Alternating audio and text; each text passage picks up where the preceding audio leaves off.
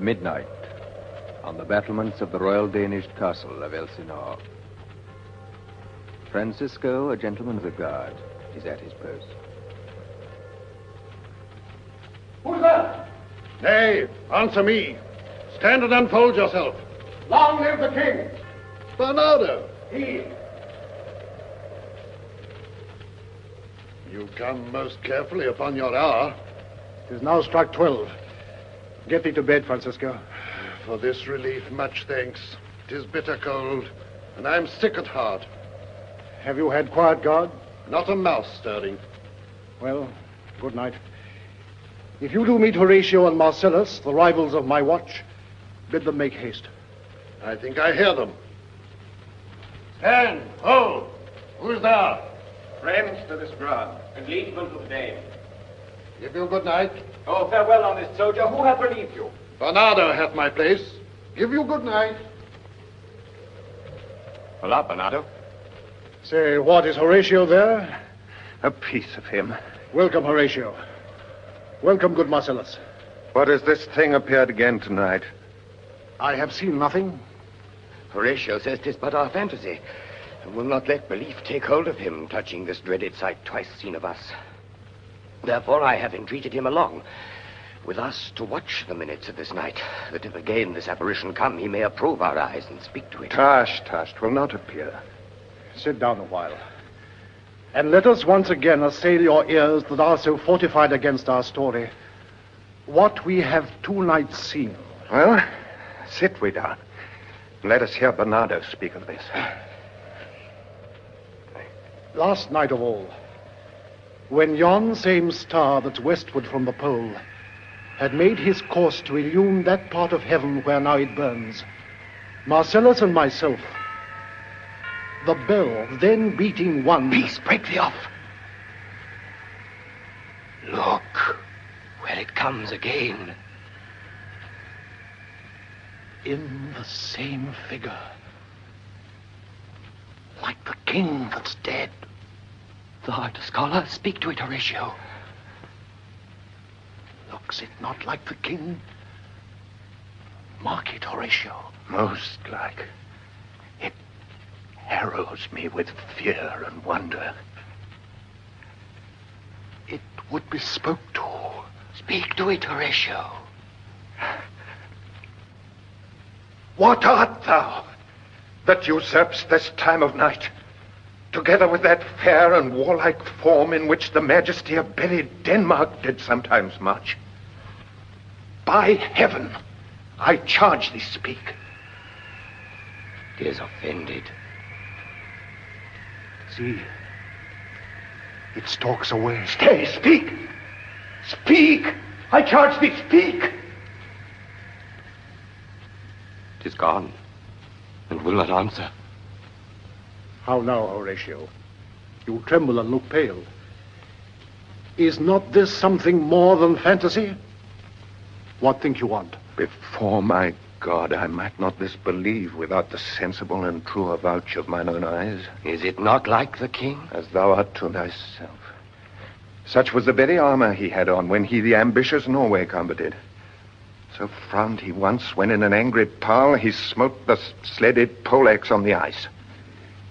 'Tis strange. Thus, twice before, and jump at this dead hour, with martial stalk hath he gone by our watch. In what particular thought to work, I know not. But in the gross and scope of my opinion, this bodes some strange eruption to our state. Good now. Sit down and tell me, he that knows, why this same strict and most observant watch so nightly toils the subject of the land, and why such daily cast of brazen cannon and foreign mart for implements of war, why such impress of shipwrights whose sore task does not divide the Sunday from the week. What might be toward that this sweaty haste doth make the night joint laborer with the day? Who is that can inform me? That can I. At least the whisper goes so.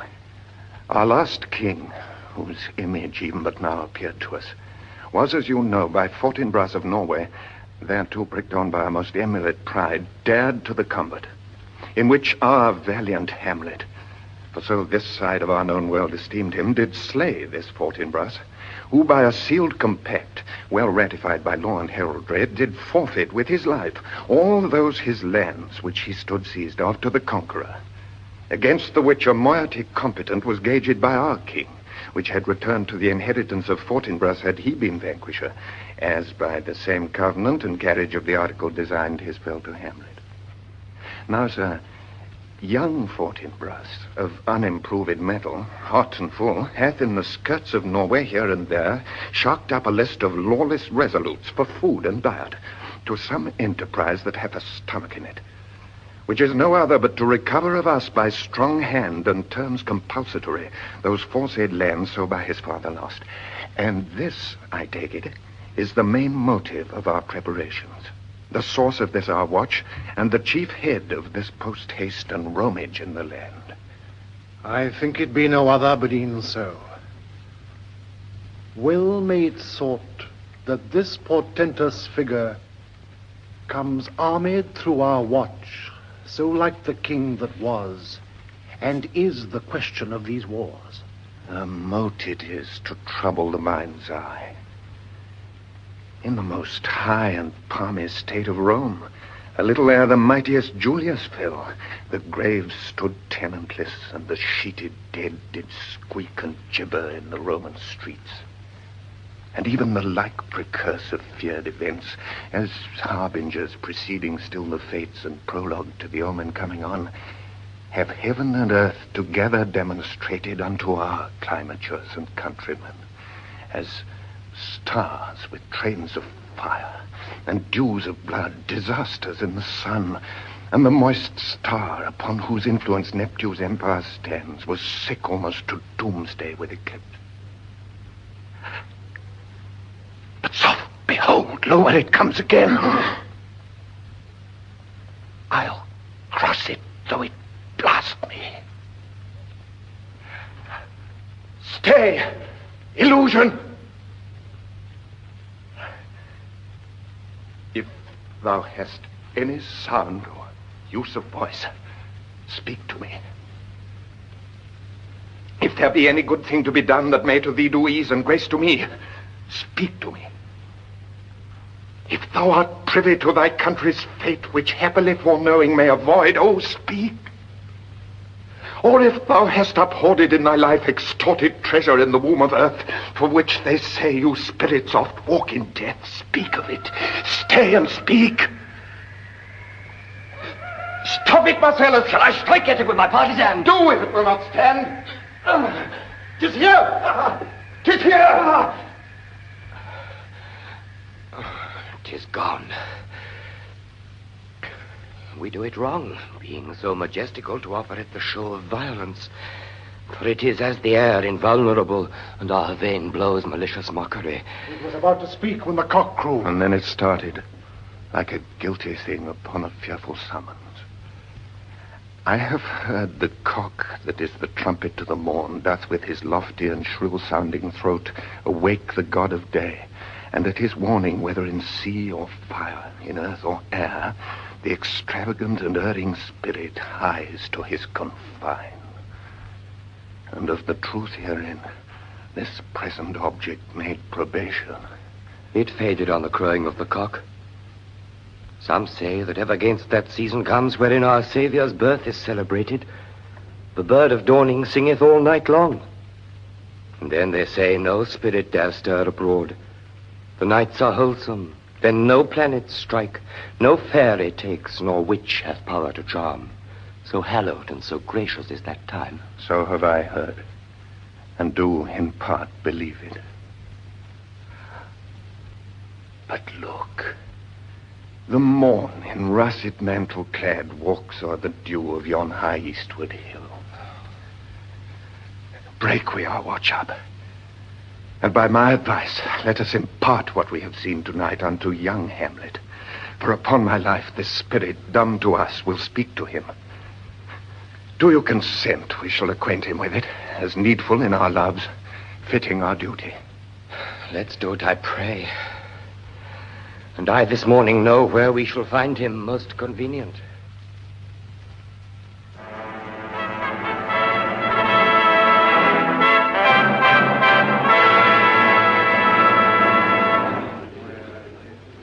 Claudius, the new king of Denmark, the late king's brother, is about to hold a state council. The councillors, headed by Polonius, are in their robes, and behind them are the courtiers in full court dress. Among them, Polonius' son, Laertes. Hamlet, the late king's son, is dressed in plain black. His claim to the succession has been overridden, and he is not a member of the council. The king enters, with his newly married queen, Gertrude, his brother's widow. They take their places, and the king prepares to address the council. Though yet of Hamlet, our dear brother's death, the memory be green, and that it us befitted to bear our hearts in grief, and our whole kingdom to be contracted in one brow of woe. Yet so far had discretion fought with nature, that we with wisest sorrow think on him together with remembrance of ourselves. Therefore our sometime sister, now our queen, the imperial jointress to this warlike state, have we, as 'twere with a defeated joy, with an auspicious and a dropping eye, with mirth and funeral and with dirge and marriage, in equal scale weighing delight and dole, taken to wife. Nor have we here embarred your better wisdoms, which have freely gone with this affair along. For all our thanks. Now follows that you know. Young Fortinbras, holding a weak supposal of our worth, or thinking of our late dear brother's death, our state to be disjointed out of frame, colleagued with this dream of his advantage, he hath not failed to pester us with message importing the surrender of those lands lost by his father with all bonds of law to our most valiant brother. So much for him. Now for ourself, and for this time of meeting, thus much the business is. We have here writ to Norway, uncle of young Fortinbras, who, impotent and bedrid, scarcely hears of this his nephew's purpose, to suppress his further gate herein. And we here dispatch you, good Cornelius, and you, Walterman, for bearers of this greeting to old Norway, giving to you no further personal power to business with the king, more than the scope of these delated articles allow. Farewell, and let your haste commend your duty. In that and all things will we share our duty.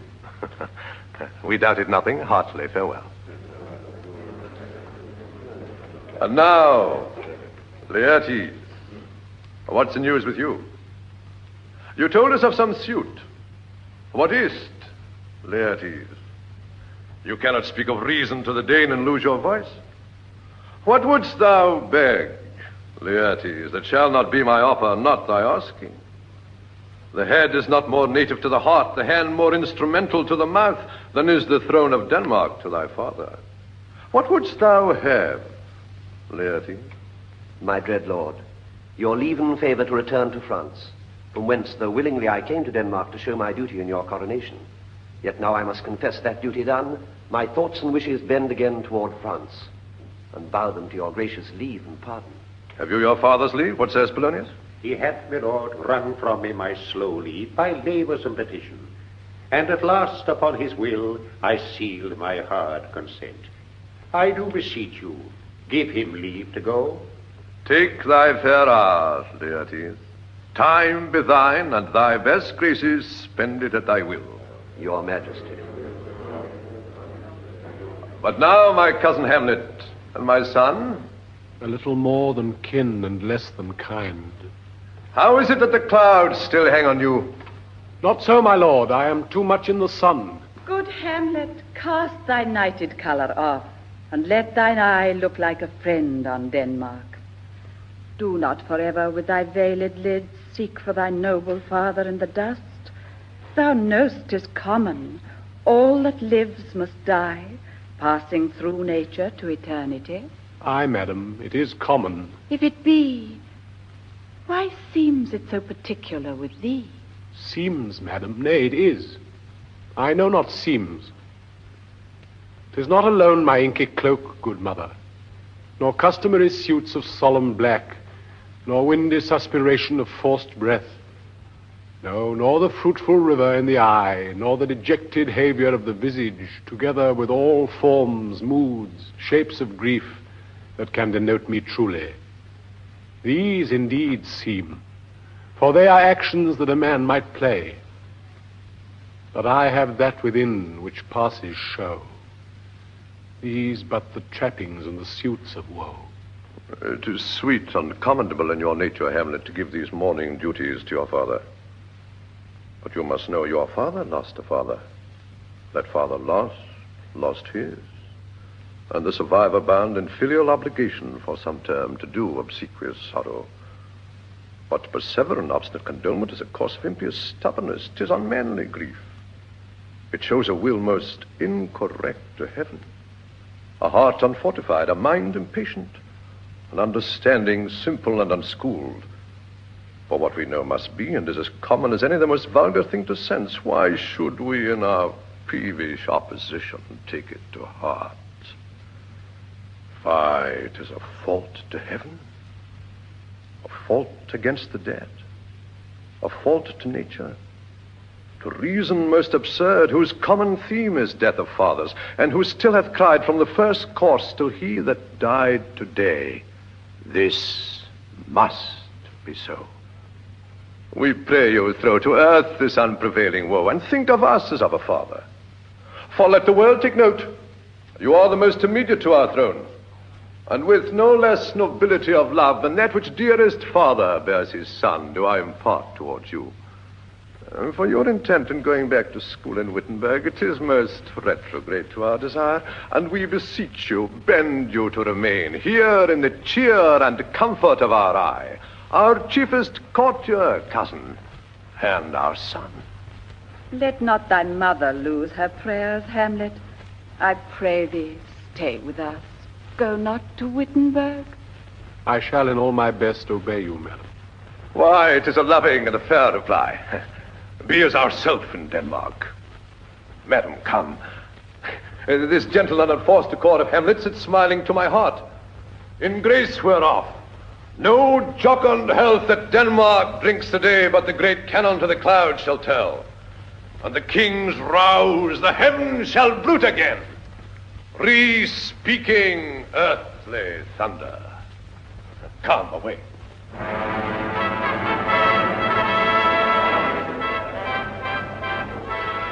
Oh, that this too sullied flesh would melt, thaw, and resolve itself into a dew. Or that the everlasting had not fixed his cannon against self-slaughter. Oh, God, God, how weary, stale, flat, and unprofitable seem to me all the uses of this world. Fie on, fie. 'Tis an unweeded garden that grows to seed. Things rank and gross in nature possess it merely. That it should come to this.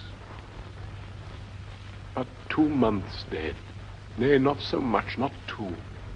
So excellent a king that was to this, Hyperion to a satyr. So loving to my mother that he might not beteem the winds of heaven visit her face too roughly. Heaven and earth must I remember. Why, she would hang on him as if increase of appetite had grown with what it fed on. And yet within a month, let me not think on... Frailty, thy name is woman. A little month. Or ere those shoes were old with which she followed my poor father's body, like Niobe, all tears. Why, she, even she... Oh, God, a beast that once discourse of reason would have mourned longer. Married with mine uncle, my father's brother, but no more like my father than I to Hercules, within a month. Ere yet the salt of most unrighteous tears had left the flushing in her galled eyes, she married. Oh, most wicked speed to post with such dexterity to incestuous sheets. It is not, nor it cannot come to good, but break my heart, for I must hold my tongue. Hail to your lordship. I am glad to see you well. Horatio, or I do forget myself. The same, my lord. And your poor servant ever. Sir, my good friend, I'll change that name with you. But what make you from Wittenberg, Horatio? Marcellus. My good lord. I am very glad to see you. Good evening, sir. My lord. But what in faith make you from Wittenberg? A truant disposition, good my lord. I would not hear your enemies say so. Nor shall you do mine ear that violence to make it trustful of your own report against yourself. I know you are no truant. But what is your affair in Elsinore? We'll teach you to drink deep ere you depart. My lord, I came to see your father's funeral. I pray thee do not mock me, fellow students. I think it was to see my mother's wedding. Indeed, my lord, it followed hard upon. Thrift, Horatio. The funeral baked meats did coldly furnish forth the marriage tables. Would I had met my dearest foe in heaven, or ever I had seen that day, Horatio. My father. Thinks I see my father. Where, my lord? In my mind's eye, Horatio. I saw him once. He was a goodly king. He was a man. Take him for all in all. I shall not look upon his like again. My lord, I think I saw him yesternight. Saw? Who? My lord, the king, your father. The king, my father? Season your admiration for a while with an attentia, till I may deliver upon the witness of these gentlemen this marvel to you. God's love, let me hear. 2 nights together had these gentlemen, Marcellus and Bernardo, on their watch, in the dead western middle of the night, been thus encountered. A figure, like your father, armed at point, exactly capope, appears before them, and with solemn march goes slow and stately by them. Thrice he walked by their oppressed and fear-surprised eyes, within his truncheon's length, whilst they, distilled almost to jelly with the act of fear, stand dumb and speak not to him. This to me, in dreadful secrecy impart they did, and I with them the 3rd night kept the watch, where, as they had delivered both in time, form of the thing, each word made true and good, the apparition comes. I knew your father. These hands are not more like. But where was this? My lord, upon the platform where we watch. Did you not speak to it? My lord, I did, but answer made it none. Yet once methought it lifted up its head and did address itself to motion, like as it would speak. But even then the morning cock crew loud, and at the sound it shrunk in haste away and vanished from our sight. 'Tis very strange. As I do live, my honored lord, 'tis true. And we did think it writ down in our duty to let you know of it. Indeed, sirs, but this troubles me. Hold you the watch tonight? We do, my lord. Armed, say you? Armed, my lord. From top to toe? My lord, from head to foot? Then saw you not his face? Oh, yes, my lord. He wore his beaver up. What looked he, frowningly? A countenance more in sorrow than in anger. Pale or red? Nay, very pale. And fixed his eyes upon you? Most constantly. I would I had been there. It would have much amazed you. Very like, very like. Stayed it long? While one with moderate haste might tell 100. Longer. Not when I saw it. His beard was grizzled, no? It was as I have seen it in his life, a sable silvered. I will watch tonight. Perchance 'twill walk again. I warrant it will. If it assume my noble father's person, I'll speak to it, though hell itself should gape and bid me hold my peace. I pray you all, if you have hitherto concealed this sight, let it be tenable in your silence still. And whatsoever else shall hap tonight, give it an understanding, but no tongue. I will requite your loves. So fare you well. Upon the platform, twixt 11 and 12, I'll visit you. Our duty to your honor. Your loves, as mine to you. Farewell. My father's spirit, in arms, all is not well. I doubt some foul play. Would the night were come! Till then, sit still, my soul. Foul deeds will rise, though all the earth o'erwhelm them to men's eyes.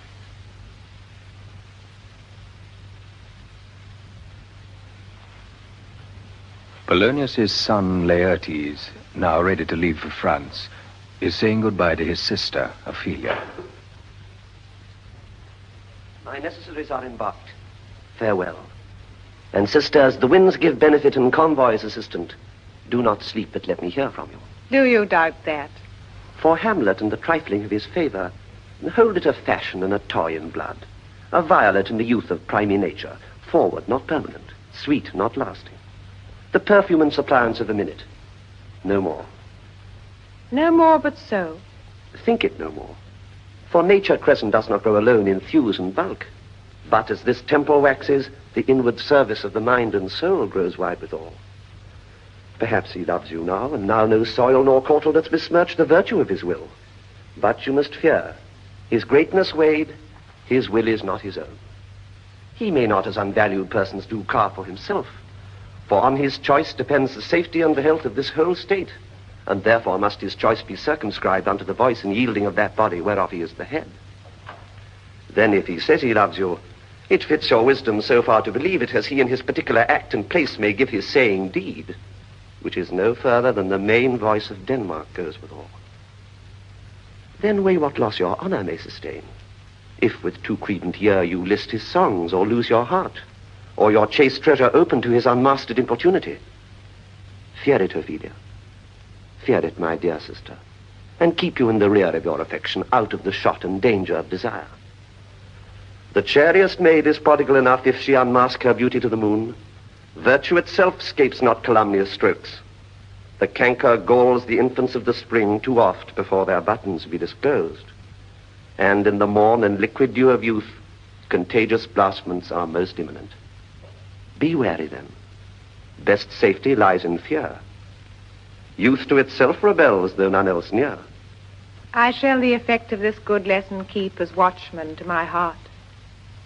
But good my brother, do not, as some ungracious pastors do, show me the steep and thorny way to heaven, whiles like a puffed and reckless libertine himself the primrose path of dalliance treads and recks not his own reed. Oh, fear me not.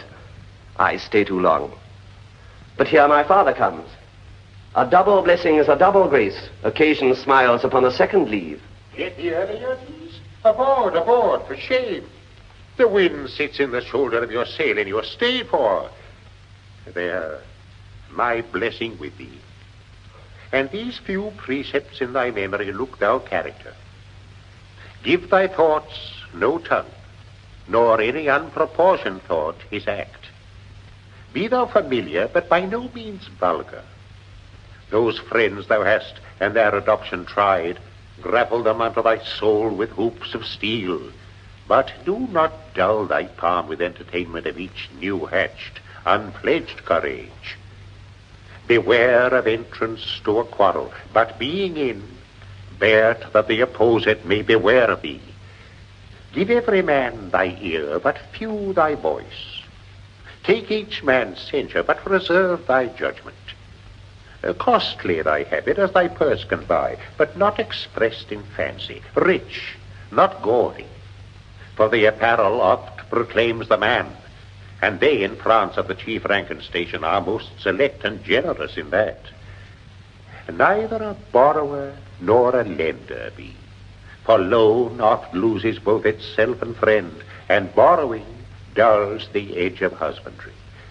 This above all. To thine own self be true, and it must follow as the night the day. Thou canst not then be false to any man. Farewell. My blessing season this in thee. Most humbly do I take my leave, my lord. The time invites you. Go, your servants tend. Farewell, Ophelia, and remember well what I have said to you. 'Tis in my memory locked, and you yourself shall keep the key of it. Farewell. Farewell. What is, Ophelia, he hath said to you? So please you, something touching the Lord Hamlet. Very well bethought.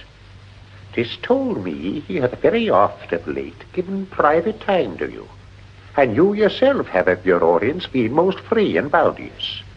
If it be so, as so 'tis put on me, and that in way of caution, I must tell you, you do not understand yourself so clearly as it behoves my daughter and your honor.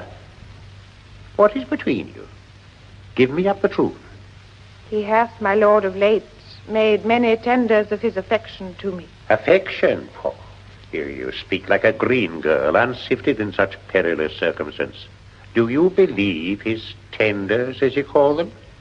I do not know, my lord, what I should think. Mary, I will teach you. You think yourself a baby, that you have ta'en these tenders for true pay which are not sterling. Tender yourself more dearly, or, not to crack the wind of the poor phrase running it thus, you'll tender me a fool. My lord, he hath importuned me with love in honourable fashion. Aye, fashion you may call it. Go to. And hath given countenance to his speech, my lord, with almost all the holy vows of heaven. Aye, springes to catch woodcocks. I do know when the blood burns how prodigal the soul lends the tongue vows. These blazes, daughter, giving more light than heat, extinct in both even in their promise as 'tis a making, you must not take for fire. From this time, be something scanter of your maiden presence. For Lord Hamlet, believe so much in him that he is young, and with a larger tether may he walk than may be given you. In few, Ophelia, do not believe his vows, for they are brokers, not of that dye which their investments show, but mere implorators of unholy suits, breathing like sanctified and pious bawds, the better to beguile. This is for all. I would not, in plain terms, from this time forth have you so slander any moment leisure as to give words or talk with the Lord Hamlet. Look to it, I charge you. Come your ways. I shall obey, my lord. It is night. Hamlet, Horatio, and Marcellus are on the battlements. The air bites shrewdly. It is very cold. It is a nipping and an eager air. What hour now? I think it lacks of 12. No, it is struck. Indeed? I heard it not. It then draws near the season wherein the spirit held his wont to walk.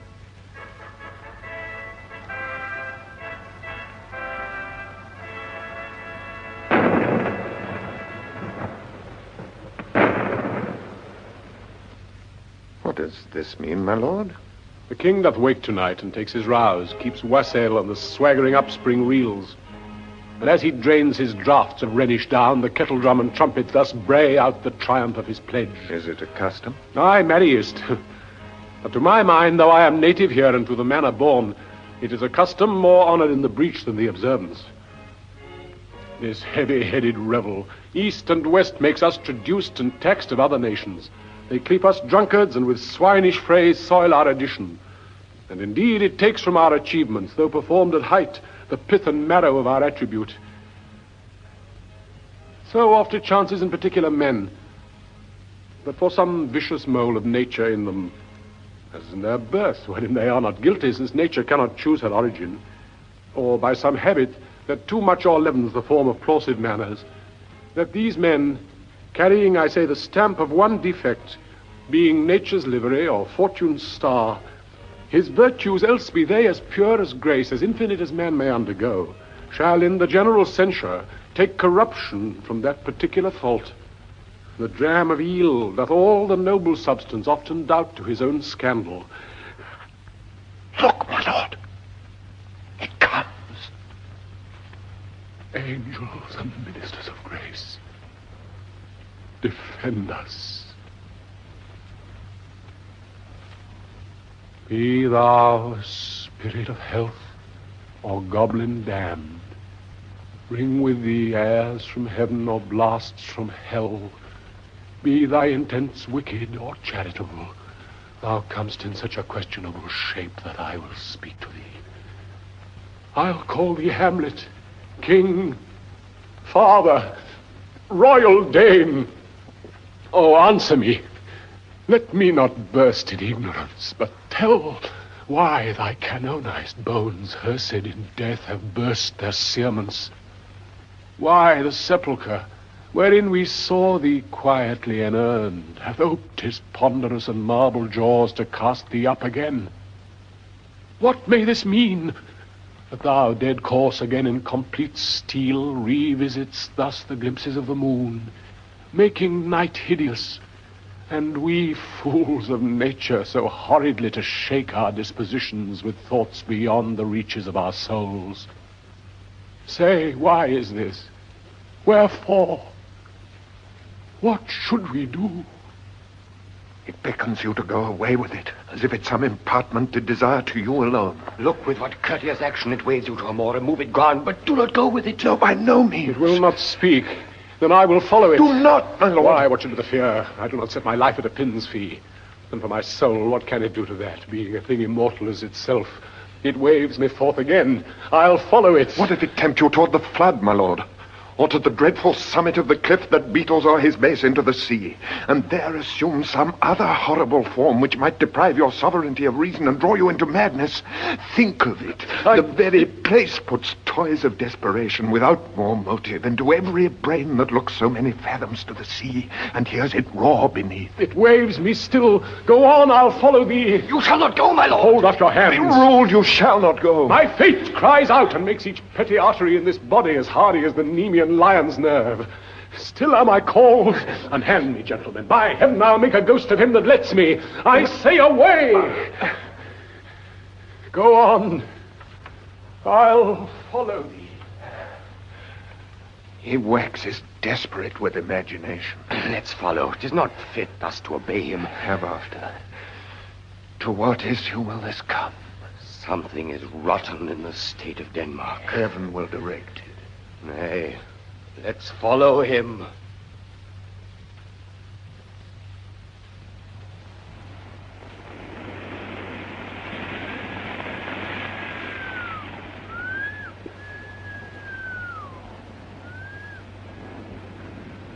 Whither wilt thou lead me? Speak. I'll go no further. Mark me. My hour is almost come, when I to sulphurous and tormenting flames must render up myself. Alas, poor ghost. Pity me not, but lend thy serious hearing to what I shall unfold. Speak. I am bound to hear. So art thou to revenge, when thou shalt hear. What? I am thy father's spirit. Oh. Doomed for a certain term to walk the night, and for the day confined to fasting fires, till the foul crimes done in my days of nature are burnt and purged away. What that I am forbid to tell the secrets of my prison house, I could a tale unfold whose lightest word would harrow up thy soul, freeze thy young blood, make thy two eyes like stars start from their spheres, thy knotted and combined locks to part, and each particular hair to stand on end, like quills upon the fretful porpentine. But this eternal blazon must not be to ears of flesh and blood. List, list, oh list, if thou didst ever thy dear father love. Oh, God! Revenge his foul and most unnatural murder. Murder? Murder most foul, as in the best it is. But this most foul, strange, and unnatural. Haste me to know it, that I with wings as swift as meditation or the thoughts of love may sweep to my revenge. Find the act, and duller shouldst thou be than the fat weed that roots itself in ease on leafy wharf, wouldst thou not stir in this. Now, Hamlet, hear. 'Tis given out that sleeping in my orchard a serpent stung me. So the whole year of Denmark is by a forged process of my death rankly abused. But know, thou noble youth, the serpent that did sting thy father's life now wears his crown. Oh, my prophetic soul! My uncle! Aye, that incestuous, that adulterate beast, with witchcraft of his wit, with traitorous gifts, or wicked witten gifts that have the power so to seduce, won to his shameful lust the will of my most seeming virtuous queen. Oh, Hamlet, what a falling off was there from me, whose love was of that dignity that it went hand in hand even with the vow I made to her in marriage, and to decline upon a wretch whose natural gifts were poor to those of mine.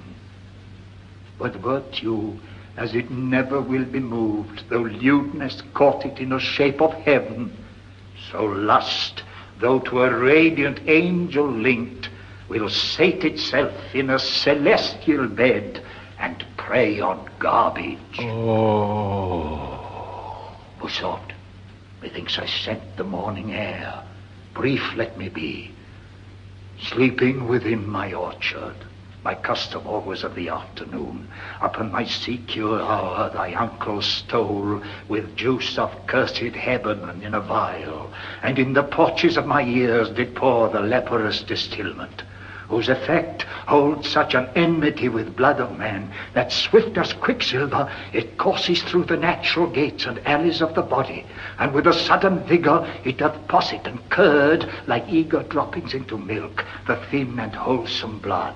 So did it mine, and the most instant tetter barked about, most laser-like with vile and loathsome crust, all my smooth body.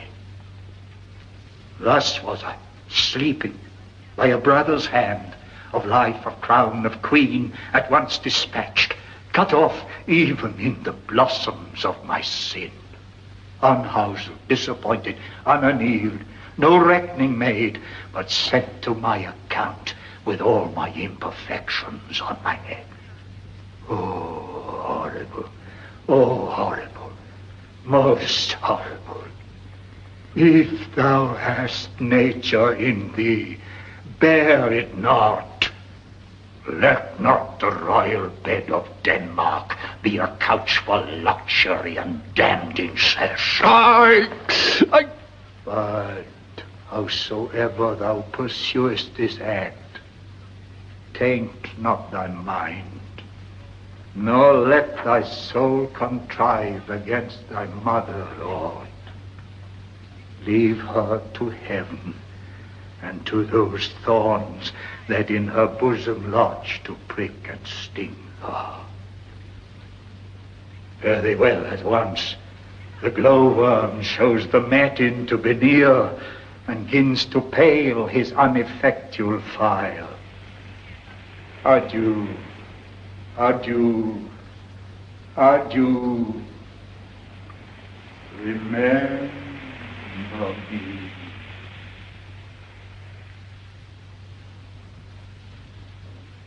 Oh, all you host of heaven, oh, earth, what else? And shall I couple hell?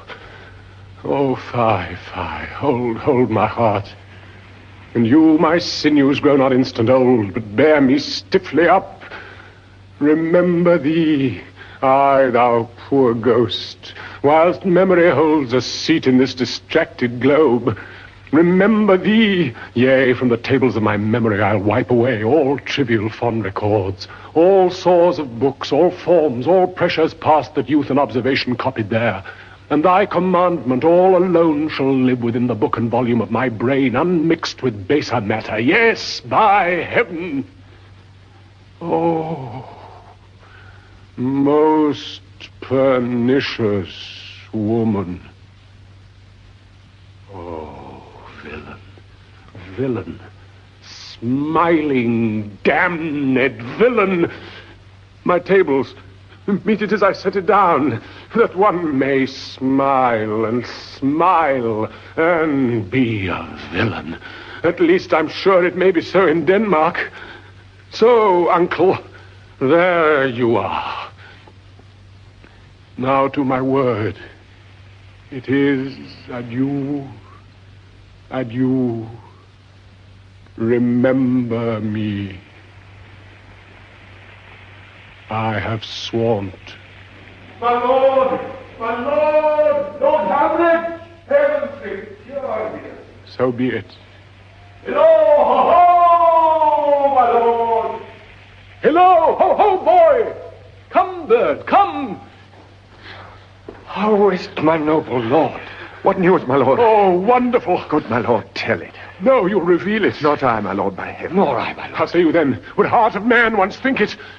But you'll be secret. Aye, by heaven. By heaven, my lord. There's never a villain dwelling in all Denmark, but he's an arrant knave. There needs no ghost, my lord, come from the grave to tell us this. Why, right, you are in the right. And so, without more circumstance at all, I hold it fit that we shake hands and part. You, as your business and desire, shall point you, for every man hath business and desire, such as it is. And for mine own poor part, look you, I'll go pray. These are but wild and whirling words, my lord. I'm sorry they offend you heartily. Yes, faith, heartily. There's no offense, my lord. Yes, by St. Patrick, but there is, Horatio, and much offense, too. Touching this vision here, it is an honest ghost, that let me tell you. For your desire to know what is between us, or master it as you may. And now, good friends, as you are friends, scholars and soldiers, give me one poor request. What is, my lord? We will. Never make known what you have seen tonight. My lord, we will not. Nay, but swear it. In faith, my lord, not I. Nor I, my lord, in faith. Upon my sword. We have sworn, my lord, already. Indeed, upon my sword, indeed. Say'st thou so? Art thou there, true penny? Come on. You hear this fellow in the cellarage. Consent to swear. Propose the oath, my lord. Never to speak of this that you have seen. Swear by my sword. Pick at you back way, then we'll shift our ground. Come hither, gentlemen, and lay your hands again upon my sword. Swear by my sword, never to speak of this that you have heard. Swear by his sword. Well said, old mole. Canst work in the earth so vast. A worthy pioneer. Once more remove, good friend. Oh, day and night, but this is wondrous, strange. And therefore, as a stranger, give it welcome. There are more things in heaven and earth, Horatio, than I dreamt of in your philosophy. But come, here as before, never so help you mercy, how strange or odd soe'er I bear myself, as I, perchance, hereafter shall think fit to put an antic disposition on, that you at such times seeing me never shall with arms encumbered thus, or this head shake, or by pronouncing of some doubtful phrase, as well we know, or we would, and if we could, or if we list to speak, or there be, and if there might, or such ambiguous giving out to note that you know aught of me, this do swear, so grace and mercy at your most need help you.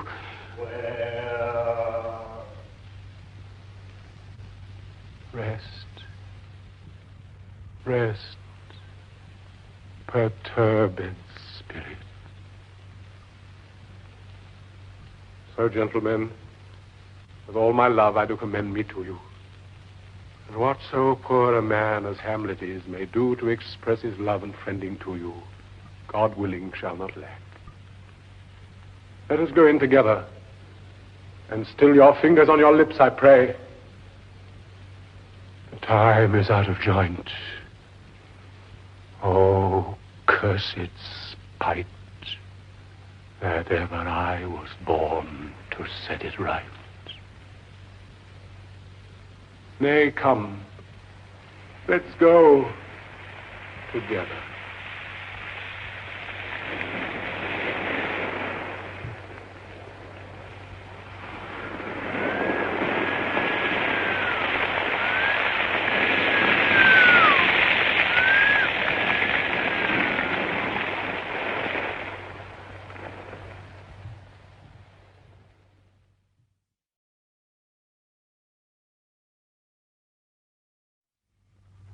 Some weeks have passed. A servant of Polonius is about to leave for Paris to visit Laertes. Give him this money and these notes, Rinaldo. I will, my lord. You shall do marvelous wisely, good Rinaldo, before you visit him to make inquire of his behavior. My lord, I did intend it. Very well said, very well said. Look you, sir. Inquire me first what danskers are in Paris, and how and who, what means and where they keep, what company, at what expense. And finding by this encompassment and drift of question that they do know my son, come you more nearer than your particular demands will touch it. Take you as 'twere some distant knowledge of him, as thus. I know his father and his friends, and in part him. Do you mark this, Ronaldo? Aye, very well, my lord. And in part him. But, you may say, not well. But if it be he I mean, he's very wild. Addicted, so-and-so. And there put on him what forgeries you please. Marry, none so rank as may dishonor him. Take heed of that. But, sir, such wanton, wild, and usual slips as our companions noted and most known to youth and liberty. As gaming, my lord. Aye, or drinking, fencing, swearing, quarreling, drabbing. You may go so far. My lord, that would dishonor him. Faith, no, as you may season it in the charge. You must not put another scandal on him that he's open to incontinency. That's not my meaning. But breathe his faults so quaintly that they may seem the taints of liberty, the flash and outbreak of a fiery mind, a savageness in unreclaimed blood of general assault. But, my good lord... wherefore should you do this? Aye, my lord, I would know that. Very say, here's my drift, and I believe it is a fetch of warrant.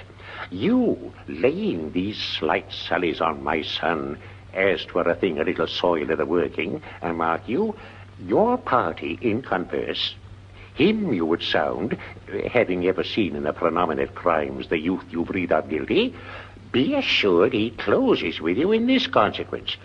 Good sir, or so, or friend, or gentleman, according to the phrase of the edition of Man and Country. Very good, my lord. And then, sir, does he this. He does... what was I about to say? Well, the mess, I was about to say something. Where did I leave? Closes in the consequence. Closes in the consequence, I know. He closes thus. I know the gentleman. I saw him yesterday, or t'other day, or then, with such or such, and as you say, there was gaming. There or tookings, a rouse, there falling out at tennis, or perchance I saw him enter such a house of sale, vital, I said, a brothel, or so forth. See you now. Your beta falsehood takes this card of truth.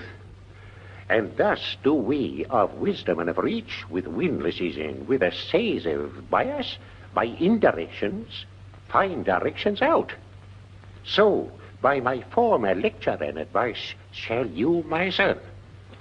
You have me, have you not? My lord, I have. God be with you. Fare you well. Good, my lord. Observe his inclination in yourself. I shall, my lord. And let him ply his music. Well, my lord. Farewell.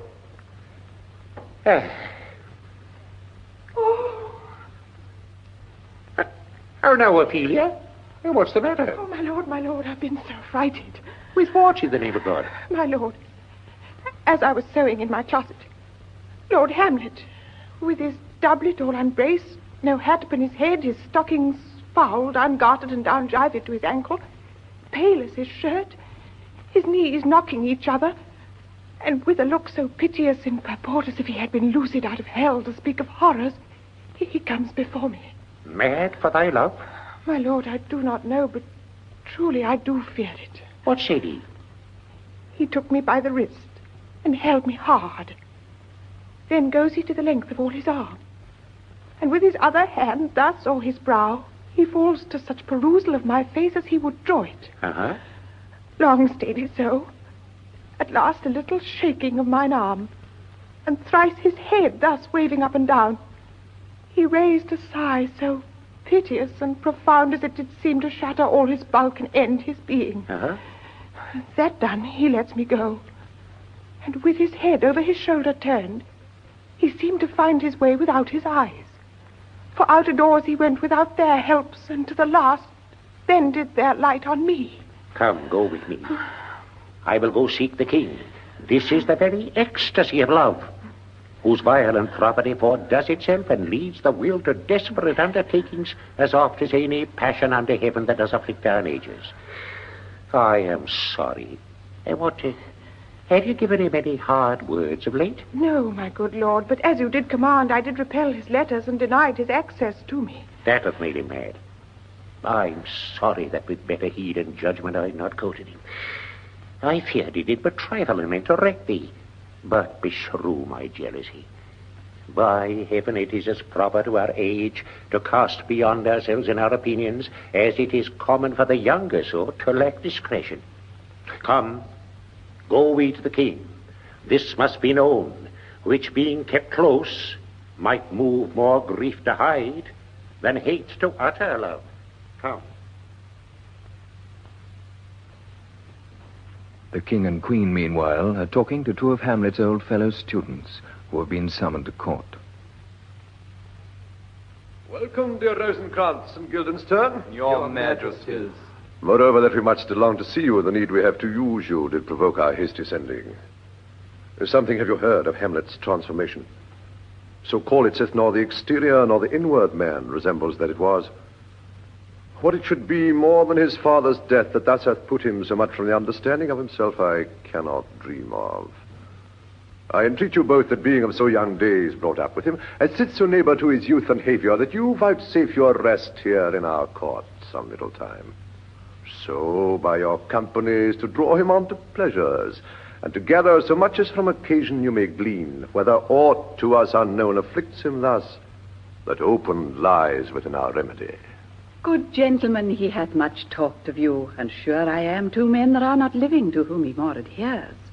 If it will please you to show us so much gentry and goodwill as to expend your time with us a while for the supply and profit of our hope, your visitation shall receive such thanks as fits a king's remembrance.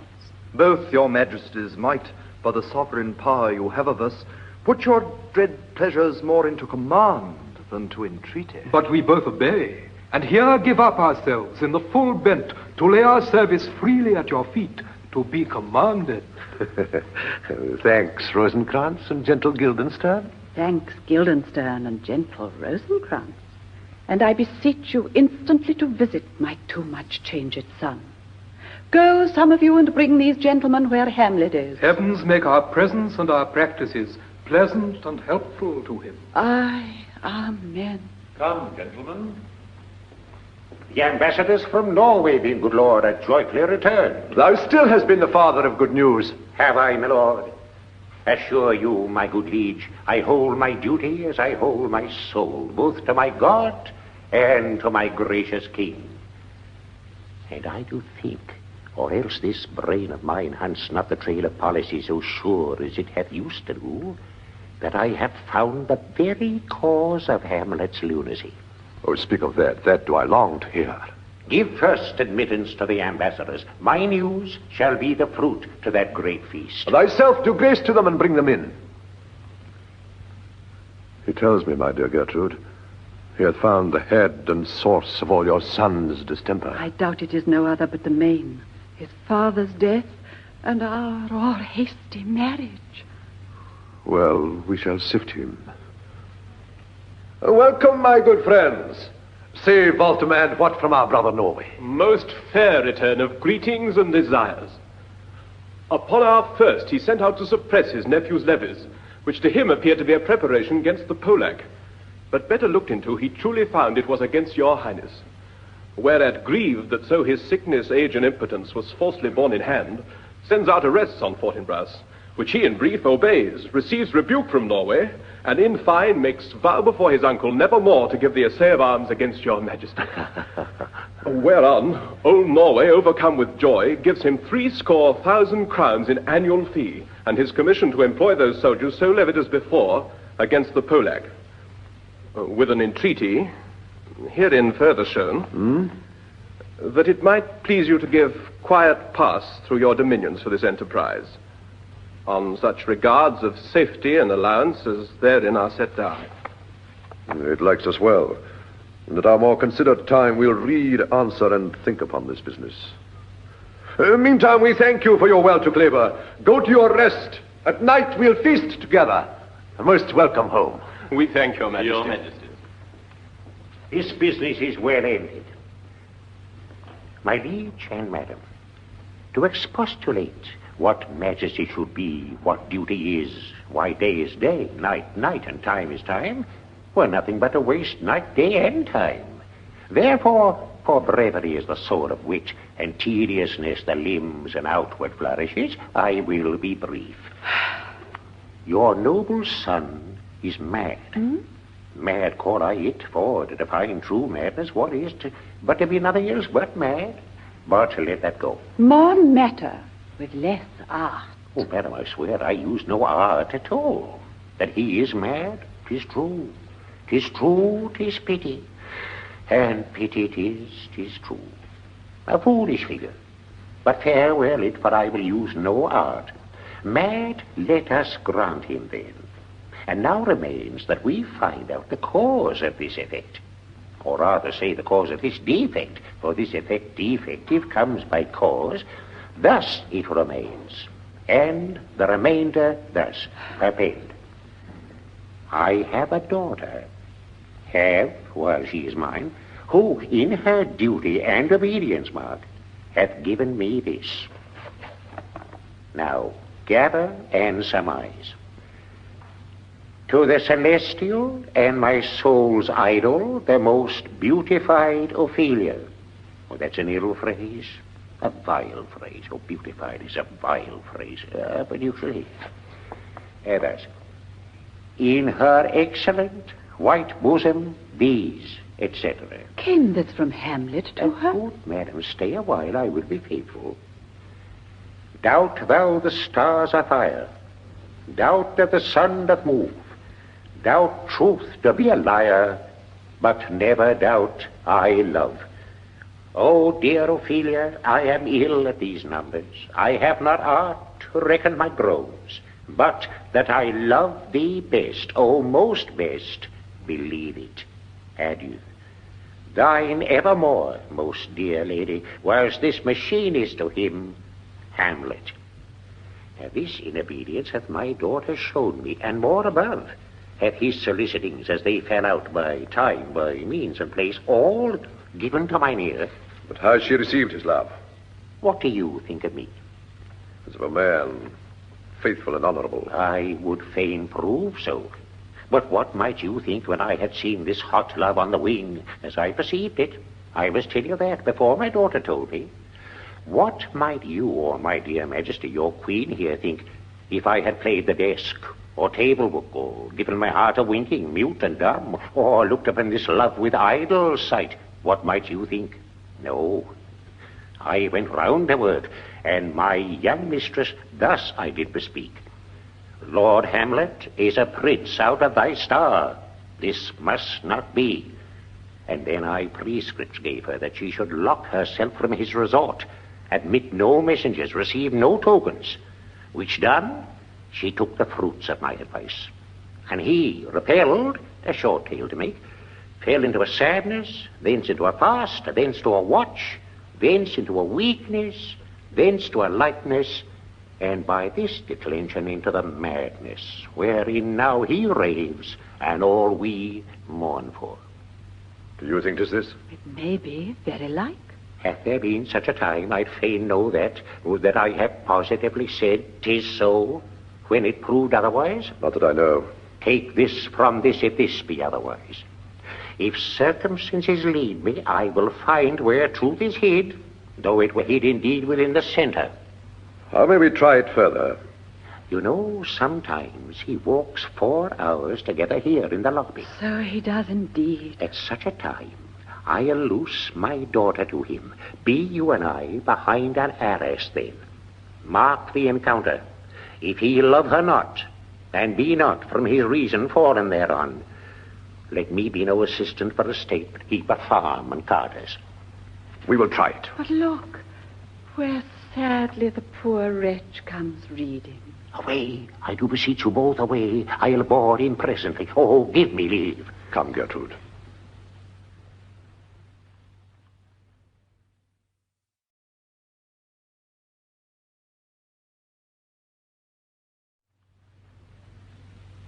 How does my good Lord Hamlet? Well, God have mercy. Do you know me, my lord? Excellent well, you are a fishmonger. Not I, my lord. Then I would you were so honest a man. Honest, my lord? Aye, sir, to be honest, as this world goes, is to be one man picked out of 10,000. That's very true, my lord. But if the sun breed maggots in a dead dog, being a good kissing carrion... Have you a daughter? I have, my lord. Let her not walk i' the sun. Conception is a blessing, but as your daughter may conceive... Friend, look to it. How say you by that? Still harping on my daughter. Yet he knew me not at first. He said I was a fishmonger. He's far gone, far gone. And truly, in my youth, I suffered much extremity for love, very near this. I'll speak to him again. What do you read, my lord? Words. Words. What is the matter, my lord? Between who? I mean the matter that you read, my lord. Slanders, sir. For the satirical rogue says here that old men have grey beards, that their faces are wrinkled, their eyes purging thick amber and plum tree gum, and that they have the most plentiful lack of wit, together with most weak hams. All of which, sir, though I most powerfully and potently believe, yet I hold it not honesty to have it thus set down. For yourself, sir, shall grow old as I am, if like a crab you can go backward. Though this be madness, yet there's method in it. Will you walk out of the air, my lord? Into my grave. Well, indeed, that is out of the air. How pregnant sometimes his replies are. A happiness that often madness hits on, which reason and sanity could not so prosperously be delivered of. I will leave him, and suddenly contrive the means of meeting between him and my daughter. My lord, I will take my leave of you. You cannot, sir, take from me anything that I will more willingly part withal. Except my life. Except my life. Except my life. Fare you well, my lord. These tedious old fools. You go to seek the Lord Hamlet. There he is. God save you, sir. My honored lord. My most dear lord. My excellent good friends, how dost thou Guildenstern? Ah, Rosencrantz, good lads, how do ye both? As the indifferent children of the earth. Happy, in that we're not over-happy. On Fortune's cap we are not the very button. Nor the soles of her shoe? Neither, my lord. And you live about her waist, or in the middle of her favours? Safe her privates we. Oh, in the secret parts of Fortune, oh, most true she's a strumpet. What news? None, my lord, but that the world's grown honest. Then is doomsday near. But your news is not true. Let me question more in particular. What have you, my good friends, deserved at the hands of Fortune that she sends you to prison hither? Prison, my lord? Denmark's a prison. Then is the world one. A goodly one, in which there are many confines, wards, and dungeons, Denmark being one of the worst. We think not so, my lord. Why, then, 'tis none to you. For there is nothing either good or bad, but thinking makes it so. To me, it is a prison. Why, then, your ambition makes it one. 'Tis too narrow for your mind. Oh, God, I could be bounded in a nutshell and count myself a king of infinite space, were it not that I have bad dreams. Which dreams, indeed, are ambition. For the very substance of the ambitious is merely the shadow of a dream. A dream itself is but a shadow. Truly. And I hold ambition of so airy and light a quality that it is but a shadow. Then are our beggars' bodies and our monarchs and outstretched heroes the beggars' shadows. Shall we to the court, for by my fay I cannot reason. We'll wait upon No you. such matter. I will not sort you among the rest of my servants. For to speak to you like an honest man, I am most dreadfully attended. But in the beaten way of friendship, what make you at Elsinore? To visit you, my lord. No other occasion. Beggar that I am even poor in thanks, but I thank you. And sure, dear friends, my thanks are too dear a halfpenny. Were you not sent for? Is it your own inclining? Is it a free visitation? Come, deal justly with me. Come. Nay, speak. What should we say, my lord? Why, anything but to the purpose. You were sent for. And there is a kind of confession in your looks that your modesties have not craft enough to colour.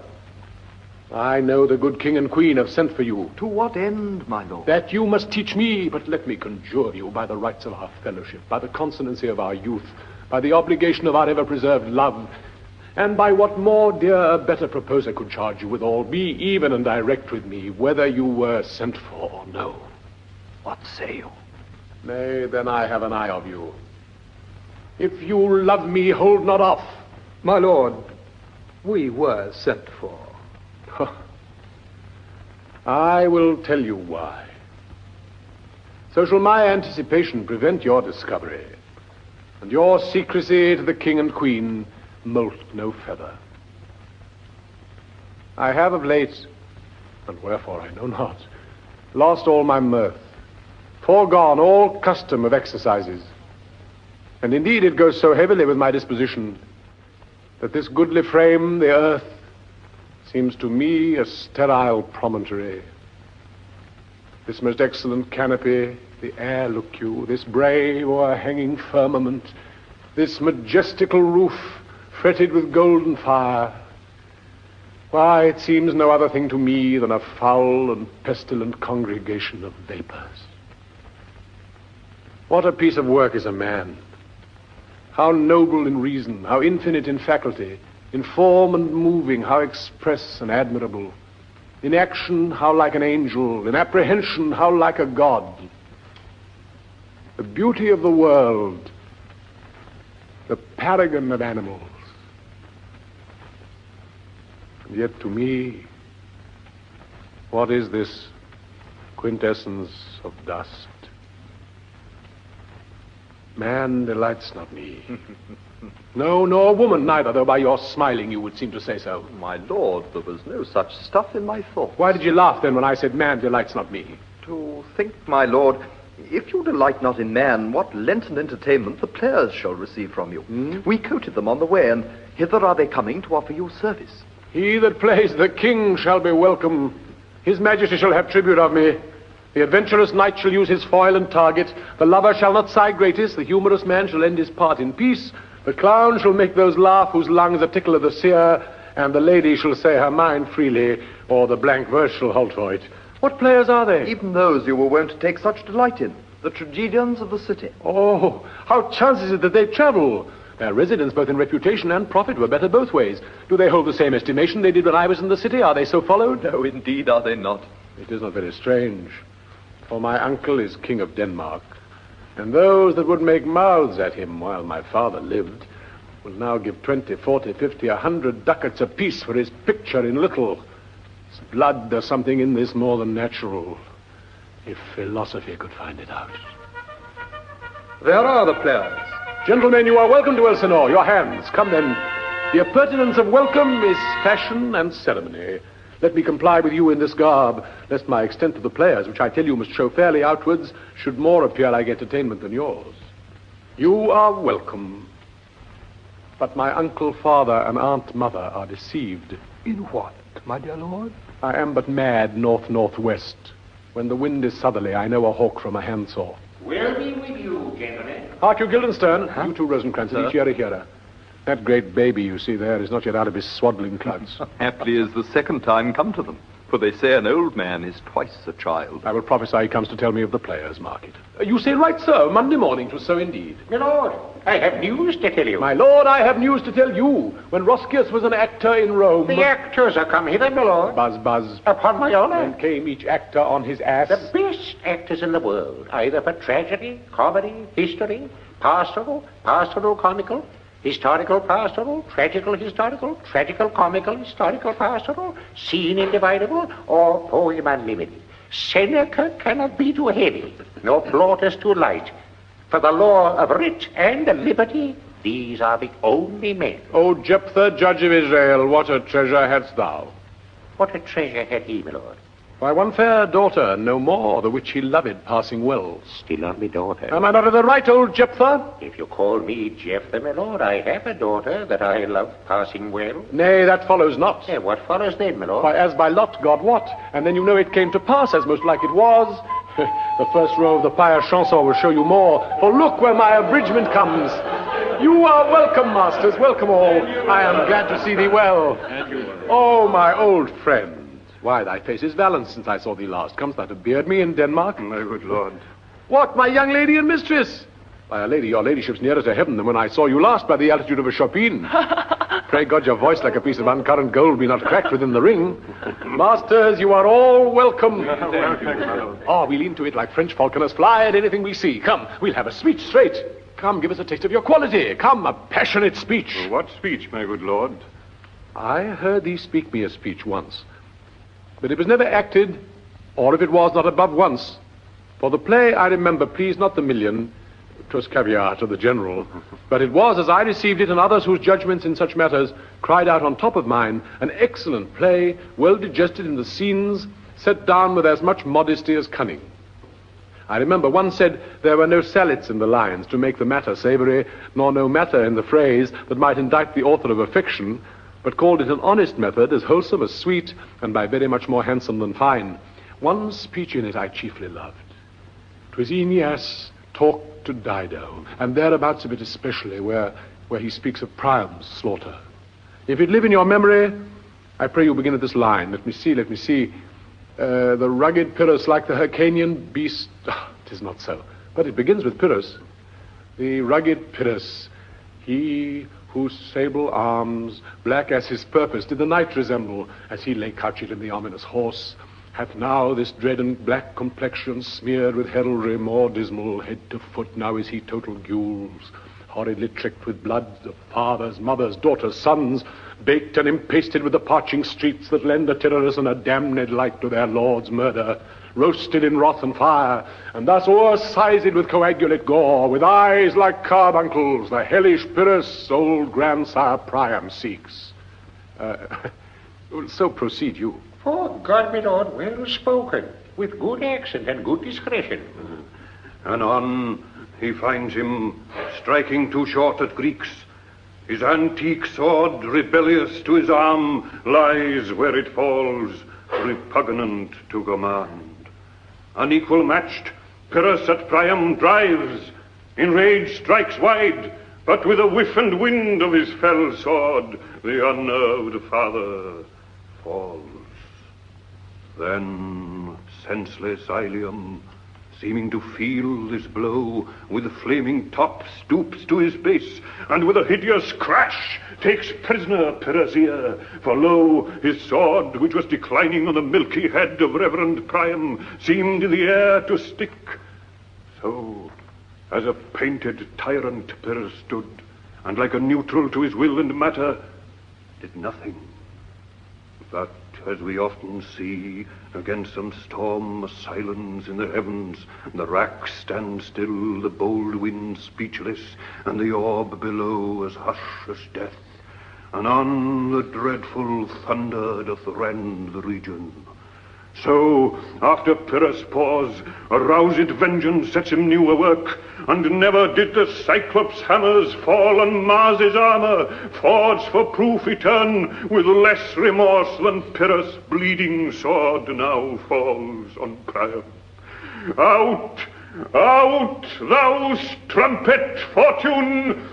All you gods in general synod, take away her power, break all the spokes and fellies from her wheel, and bowl the round nave down the hill of heaven as low as to the fiends. This is too long. It shall to the barbers with your beard. Prithee, say on. He's for a jig or a tale of bawdry, or he sleeps. Prithee, say on. Come to Hecuba. But who, woe, had seen the mobled queen? The mobled queen. That's good. Mobled queen is good. Run barefoot up and down, threatening the flames with bison rheum, a clout upon that head where late the diadem stood. And for a robe about her lank and all o'er-teamed loins, a blanket in the alarm of fear caught up. Who this had seen, with tongue in venom steeped, 'gainst fortune's state would treason have pronounced. But if the gods themselves did see her then, when she saw Pyrrhus make malicious sport in mincing with his sword her husband's limbs, the instant burst of clamor that she made, unless things mortal move them not at all, would have made milch the burning eyes of heaven and the passion in the gods. Look whether he's not turned his colour and has tears in his eyes. Prithee, no more. 'Tis well. I'll have thee speak out the rest of this soon. Good my lord, will you see the players well bestowed? Do you hear? Let them be well used, for they are the abstract and brief chronicles of the time. After your death, you were better have a bad epitaph than their ill report while you live. My lord, I will use them according to their desert. God's bodkin man, much better. Use every man after his deserts, and who shall scape whipping? Use them after your own honor and dignity. The less they deserve, the more merit is in your bounty. Take them in. Come, sirs. Follow him, friends. We'll hear a play tomorrow. Just now, hear me, old friend. Can you play The Murder of Gonzago? Aye, my lord. We'll have it tomorrow night. You could, for a need, study a speech of some dozen or 16 lines that I would set down and insert in. Could you not? Aye, my lord. Very well. Follow that lord, and look you, mock him not. My good friends, I leave you till night. You are welcome to Elsinore. Good, my lord. I so goodbye to you. Now I am alone. Oh, what a rogue and peasant slave am I. Is it not monstrous that this player here, but in a fiction, in a dream of passion, could force his soul so to his own conceit that from its working all his visage wanned, tears in his eyes, distraction in his aspect, a broken voice, and his whole function suiting with forms to his conceit, and all for nothing, for Hecuba. What's Hecuba to him, or he to Hecuba, that he should weep for her? What would he do had he the motive and the cue for passion that I have? He would drown the stage with tears, and cleave the general ear with horrid speech, make mad the guilty and appall the free, confound the ignorant and amaze indeed the very faculties of eyes and ears. Yet I, a dull and muddy metalled rascal, peak like John a dreams, unpregnant of my cause, and can say nothing. No, not for a king, upon whose property and most dear life a damned defeat was made. Am I a coward? Who calls me villain, breaks my pate across, plucks off my beard and blows it in my face, tweaks me by the nose, gives me the lie, the throat as deepest to the lungs? Who does me this, huh? Zoons, I should take it.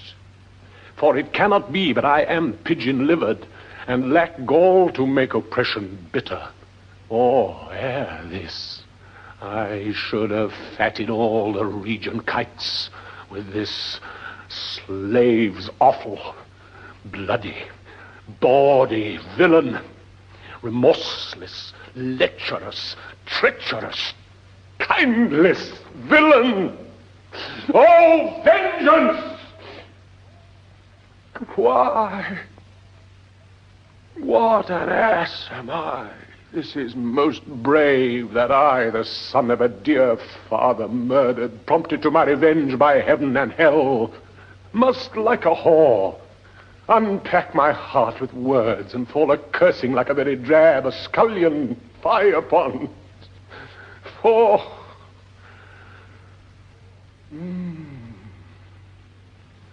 about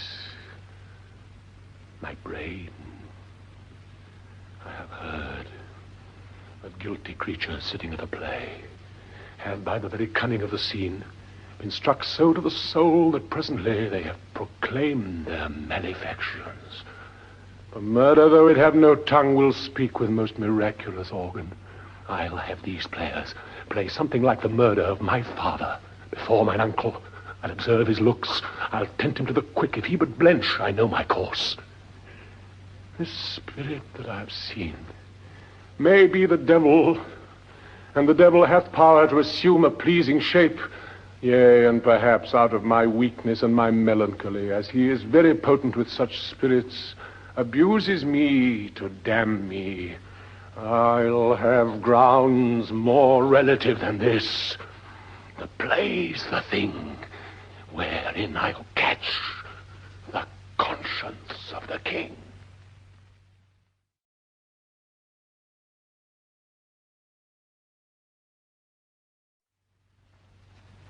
Rosencrantz and Guildenstern are telling the king and queen about their meeting with Hamlet. Polonius is also in attendance with his daughter. And can you, by no drift of conference, get from him why he puts on this confusion? Rating so harshly all his days of quiet with turbulent and dangerous lunacy. He does confess he feels himself distracted, but from what cause he will by no means speak. Nor do we find him forward to be sounded, but with a crafty madness keeps aloof, when we would bring him on to some confession of his true state. Did he receive you well? Most like a gentleman. But with much foreseeing of his disposition. Niggard of question, but of our demands most free in his reply. Did you assay him to any pastime? Madam, it so fell out that certain players we o'erwrought on the way. Of these we told him, and let it seem in him a kind of joy to hear of it. They are here about the court, and as I think they have already ordered this night to play before him. It is most true. And he beseeched me to entreat your majesties to hear and see the matter. With all my heart, and it doth much content me to hear him so inclined. Good gentlemen, give him a further edge, and drive his purpose into these delights. We shall, my lord. Sweet Gertrude, leave us too. For we have closely sent for Hamlet hither, that he, as 'twere by accident, may here affront Ophelia. Her father and myself lawful espials. We'll so bestow ourselves that, seeing unseen, we may of their encounter frankly judge, and gather by him as he has behaved, if be the affliction of his love or no, that thus he suffers for. I shall obey you. And for your part, Ophelia, I do wish that your good beauties be the happy cause of Hamlet's wildness.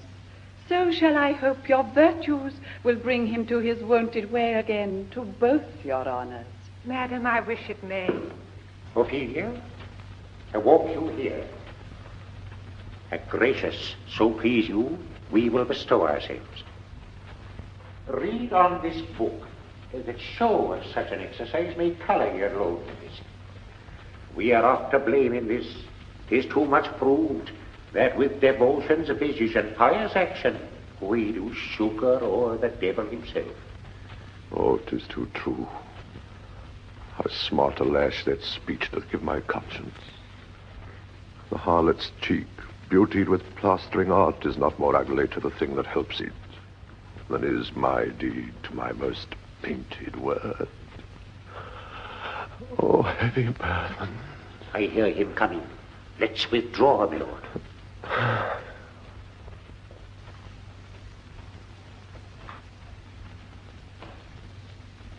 To be or not to be, that is the question. Whether it is nobler in the mind to suffer the slings and arrows of outrageous fortune, or to take arms against a sea of troubles and by opposing end them, to die, to sleep no more, and by a sleep to say we end the heartache and the thousand natural shocks that flesh is heir to. 'Tis a consummation devoutly to be wished, to die, to sleep, perchance to dream. Aye, there's the rub. For in that sleep of death, what dreams may come when we have shuffled off this mortal coil must give us pause. There's the respect that makes calamity of so long life. For who would bear the whips and scorns of time, the oppressor's wrong, the proud man's contumely, the pangs of despised love, the law's delay, the insolence of office, and the spurns which patient merit of the unworthy takes, when he himself might his quietus make with a bare bodkin? Who would fardels bear to grunt and sweat under a weary life, but that the dread of something after death, the undiscovered country from whose bourne no traveller returns, puzzles the will, and makes us rather bear those ills we have, and fly to others that we know not of.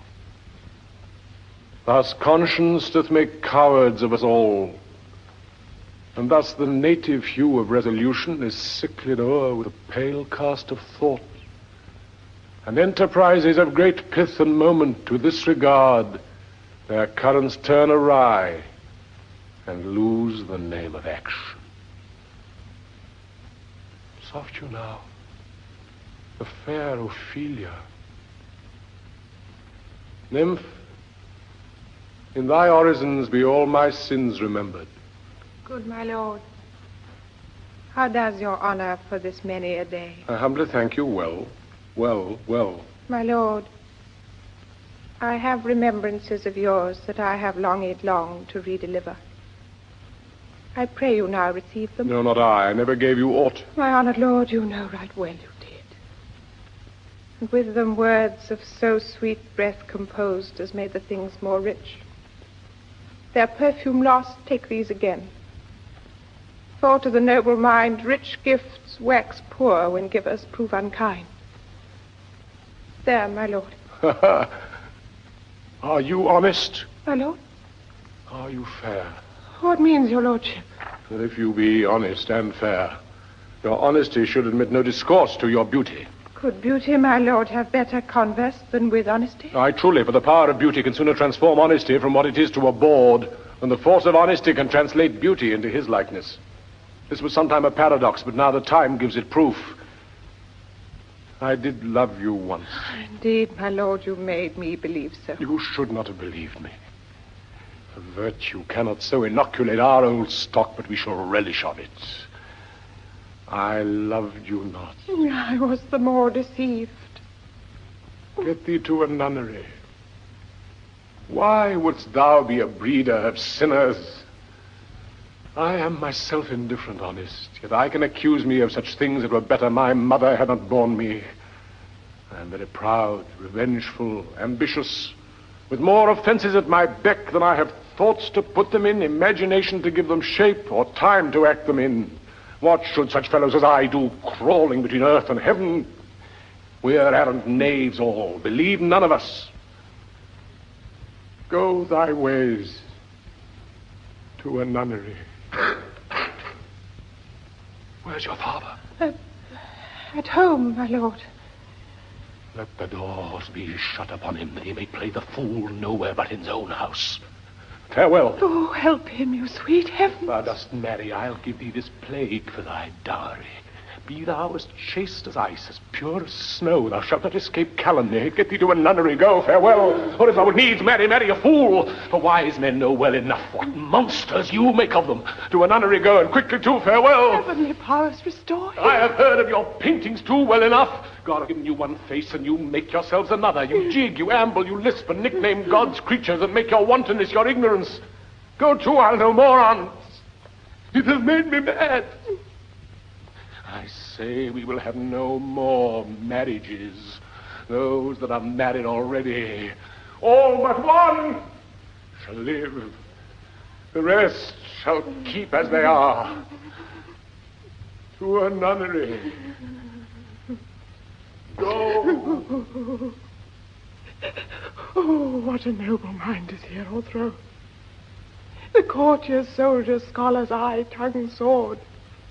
The expectancy and rose of the fair state, the glass of fashion and the mould of form, the observed of all observers, quite down. And I of ladies most deject and wretched, that sucked the honey of his music vows, now see that noble and most sovereign reason like sweet bells jangled out of tune and harsh, that unmatched form and stature of blown youth, blasted with ecstasy. Oh, woe is me, to have seen what I have seen, see what I see. Love, his affections do not that way tend, nor what he spake, though it lacked form a little, was not like madness. For there's something in his soul, o'er which his melancholy sits on brood, and I do doubt the hatch on the disclose will be some danger. Which for to prevent, I have in quick determination must set it down. He shall with speed to England. For the demand of our neglected tribute. Haply the seas and countries different, but variable objects shall expel this something settled matter in his heart, whereon his brain still beating puts him thus from fashion of himself. Now, what think you on't? It shall do well, but yet do I believe the origin and commencement of his grief sprung from neglected love. How now, Ophelia? You need not tell us what Lord Hamlet said. We heard it all. My lord, do as you please. But if you hold it fit, after the play, let his queen mother all alone entreat him to show his grief. Let her be round with him, and I'll be placed, so please you, in the ear of all their conference. If she find him not, to England send him, or confine him where your wisdom best shall think. It shall be so. Madness and great ones must not unwatched go. The hall of the castle is now set out in readiness for the play. The court is not yet assembled, and Hamlet is giving last-minute instructions to the players.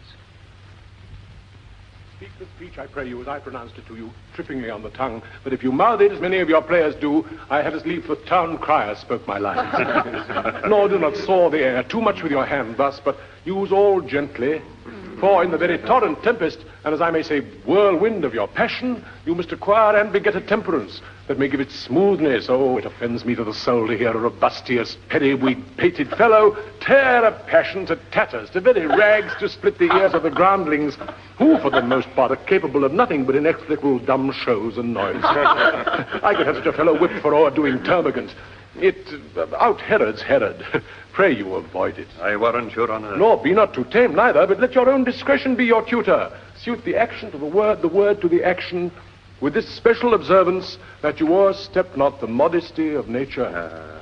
Or anything so overdone is from the purpose of playing, whose end, both at the first and now, was and is to hold as 'twere the mirror up to nature.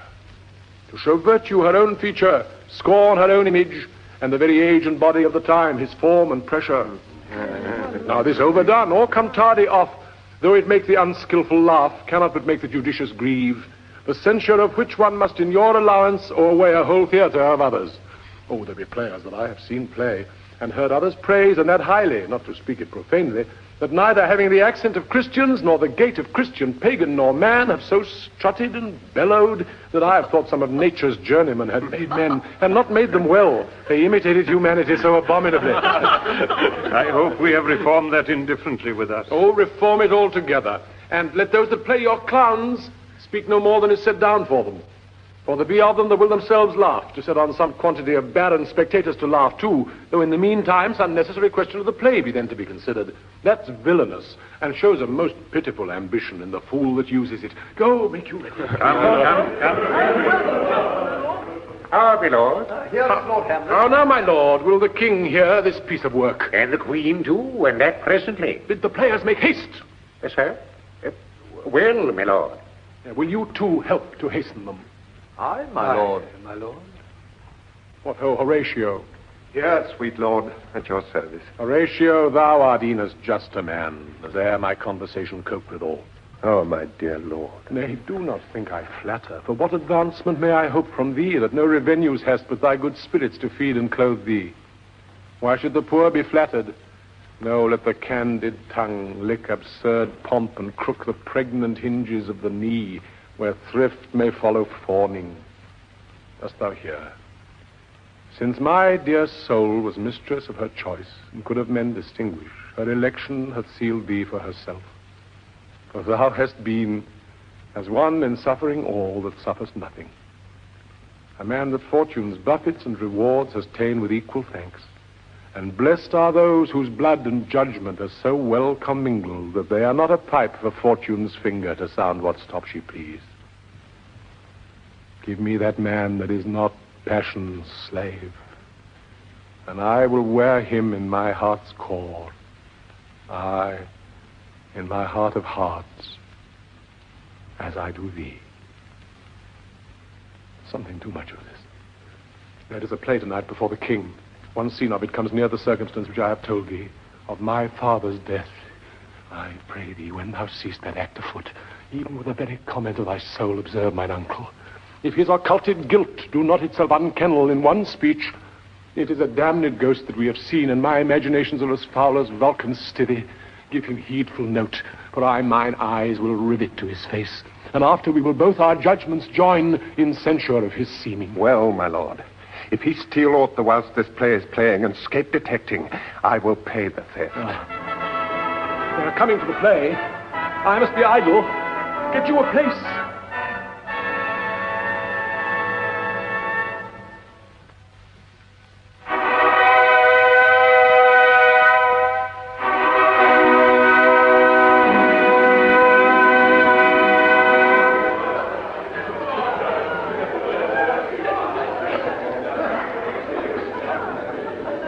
How fares our cousin Hamlet? Excellent, i' faith, of the chameleon's dish. I eat the air, promise crammed. You cannot feed capons so. I have nothing with this answer, Hamlet. These words are not mine. No, nor mine now.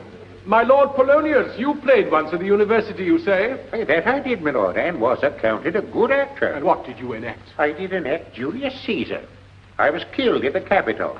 Brutus killed me. It was a brute part of him to kill so capital a calf there. Be the players ready? Aye, my lord, they stay upon your patience. Come hither, my dear Hamlet. Sit by me. No, good mother. Here's metal more attractive. Oh, lady, shall I lie in your lap? No, my lord. I mean my head upon your lap. Aye, my lord. Do you think I meant country matters? I think nothing, my lord. That's a fair thought to lie between maids' legs. What is, my lord? Nothing. You are merry, my lord? Who, I? I, my lord. Oh, God, you're only jig-maker. What should a man do but be merry? Look you how cheerfully my mother looks, and my father died within 2 hours. Nay, 'tis twice 2 months, my lord. So long, why then let the devil wear black, for I'll have a suit of sables. Oh, heavens, died 2 months ago, and not forgotten yet. Why, then there's hope a great man's memory may outlive his life half a year. But by Our Lady he must build churches then, or else shall he suffer not thinking on with the hobby horse, whose epitaph is, for oh, the hobby horse is so flops.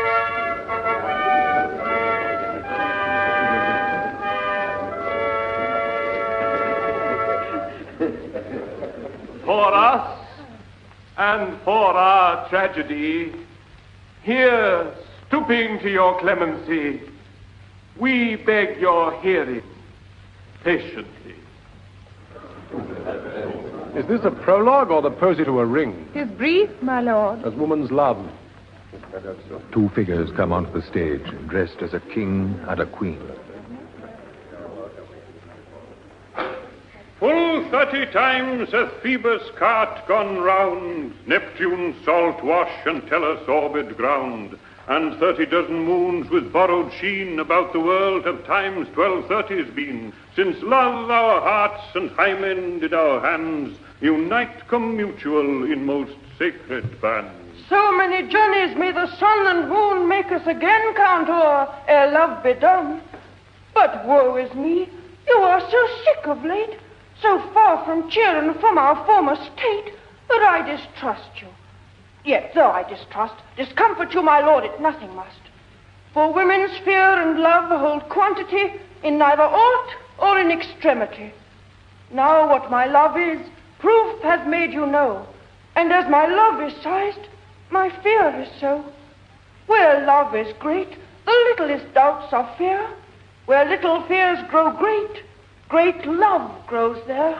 Faith, I must leave thee, love, and shortly too. My operant powers their functions leave to do, and thou shalt live in this fair world behind, honoured, beloved. And haply one as kind for husband shalt thou. Oh, confound the rest! Such love must needs be treason in my breast. In second husband let me be accursed. None with the second, but who killed the first. That's wormwood. The instances that second marriage move are base respects of thrift, but none of love. A second time I kill my husband dead, when second husband kisses me in bed. I do believe you think what now you speak, but what we do determine, oft we break. Purpose is but the slave to memory of violent birth, but poor validity. What to ourselves in passion we propose, the passion ending, doth the purpose lose.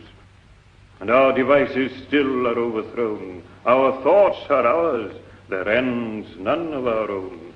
So think thou wilt no second husband wed, but die thy thoughts when thy first lord is dead.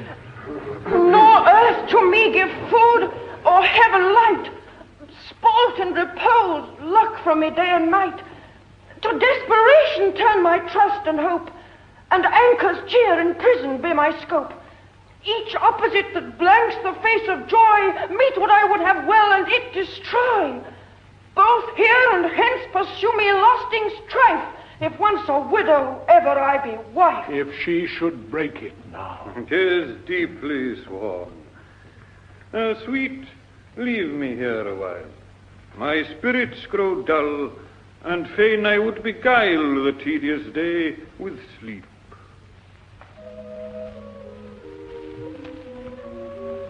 Sleep, rock thy brain, and never come mischance between us twain. Madam, how like you this play? The lady doth protest too much, methinks. Oh, but she'll keep her word. Have you heard the argument? Is there no offense in it? No, they do but jest. Poison in jest. No offense in the world. What do you call the play? The Mousetrap. Marry how trapically. This play is the image of a murder done in Vienna. Gonzago is the Duke's name, his wife Baptista. You shall see anon. 'Tis a knavish piece of work, but what of that, your majesty, and we that have free souls, it touches us not. Let the gall jade wince. Our withers are unwrung. This is one Lucianus, nephew to the king. You are as good as a chorus, my lord. I could interpret between you and your love if I could see the puppets dallying. You are keen, my lord, you are keen. It would cost you a groaning to take off my edge. Still better and worse. So you mistake your husbands. In, murderer! Fox, leave thy damnable faces and begin. Come, the croaking raven doth bellow for revenge. Thoughts black, hands apt, rugs fit, and time agreeing, confederate season, else no creature seeing. Thou mixture rank of the midnight weeds collected with Hecate's ban, thrice blasted, thrice infected, thy natural magic and dire property, unwholesome life, usurp immediately. Poisons him in the garden for his estate. His name is Gonzago. The story is extant and written in very choice Italian. You shall see anon how the murderer gets the love of Gonzago's wife. Oh, look to the king rising. What? My king will falter! How fares, my lord? Give more of the fee. Give me some light! Away! Lights!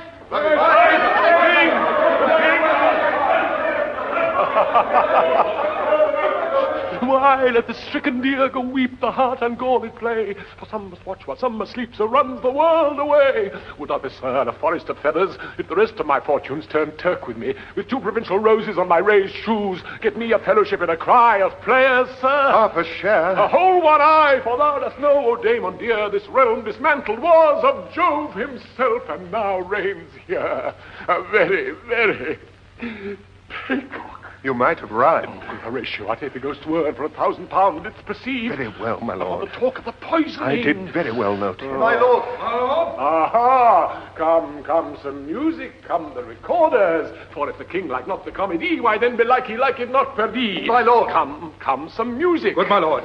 Vouchsafe me a word with you. Sir, whole history. The king, sir. Aye, sir, what is in his retirement marvellous distemper. With drink, sir? No, my lord. With colour. Oh, your wisdom should show itself more richer to signify this to his doctor, for me to put into his purgation would perchance plunge him into far more choler. Good, my lord. Put your discourse into some frame, and start not so wildly from my affair. I am tame, sir, pronounce. The queen, your mother, in most great affliction of spirit, hath sent me to you. You are welcome. Nay, good my lord, this courtesy is not of the right breed. If it shall please you to make me a wholesome answer, I will do your mother's commandment. If not, your pardon and my return shall be the end of my business. Sir, I cannot. What, my lord? Make you a wholesome answer. My wit's diseased. But, sir, such answer as I can make you shall command, or rather, as you say, my mother, therefore no more but to the matter. My mother, you say... Then thus she says, your behavior hath struck her into amazement and admiration. Oh, wonderful son that can so astonish a mother. There is no sequel at the heels of this mother's admiration. Impart. She desires to speak with you in her closet, ere you go to bed. We shall obey, were she 10 times our mother. Have you any further trade with us? My lord, you once did love me. And do still, by these pickers and stealers. Good my lord, what is your cause of distemper? You do surely bar the door upon your own liberty if you deny your griefs to your friends. Sir, I lack advancement. How can that be, when you have the voice of the king himself for your succession in Denmark? Aye, sir, but while the grass grows, the proverb is something musty. Oh, the recorders. Let me see one. To withdraw with you. My lord. Why do you go about to recover the wind of me as if you'd drive me into a toil? Oh, my lord, if my duty be too bold, my love is too unmanly. I do not well understand that. Will you play upon this pipe? My lord, I cannot. I pray you. Believe me, I cannot. I do beseech you. I know no touch of it, my lord. It is as easy as lying. Govern these ventages with your finger and thumb, give it breath with your mouth, and it will discourse most eloquent music. Look you, these are the stops. But these cannot I command to any utterance of harmony. I have not the skill. Why, look you now how unworthy a thing you make of me. You would play upon me, you would seem to know my stops, you would pluck out the heart of my mystery, you'd sound me from my lowest note to the top of my compass, and there is much music, excellent voice in this little organ, yet cannot you make it speak. Blood, do you think I'm easier to be played on than a pipe? Call me what instrument you will, though you can fret me, yet you cannot play upon me. My lord. God bless you, sir. My lord, the Queen would speak with you when presently. Do you see yonder cloud that's almost in shape like a camel? By the mass, it is like a camel indeed. Methinks 'tis like a weasel. It is backed like a weasel. Or like a whale. Very like a whale. Then I will come to my mother by and by. They fool me to the top of my bent. I will come by and by. I will say so. By and by is easily said.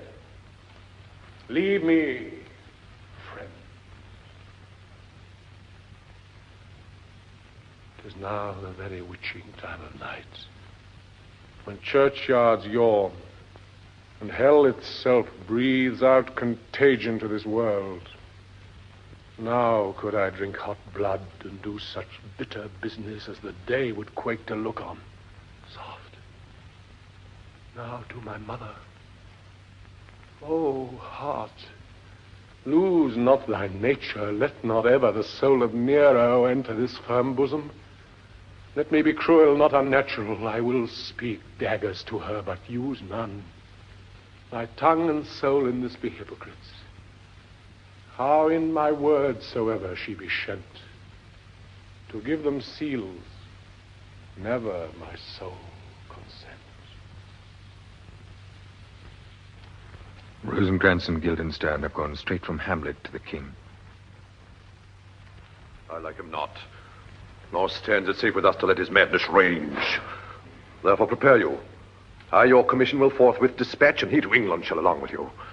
The terms of our estate may not endure hazard so near as that the hardly grow out of his brawls. We will ourselves provide most holy and religious fierities to keep those many, many bodies safe that live and feed upon your majesty. The single and peculiar life is bound with all the strength and armor of the mind to keep itself from annoyance, but much more that spirit upon whose weal depends and rests the lives of many.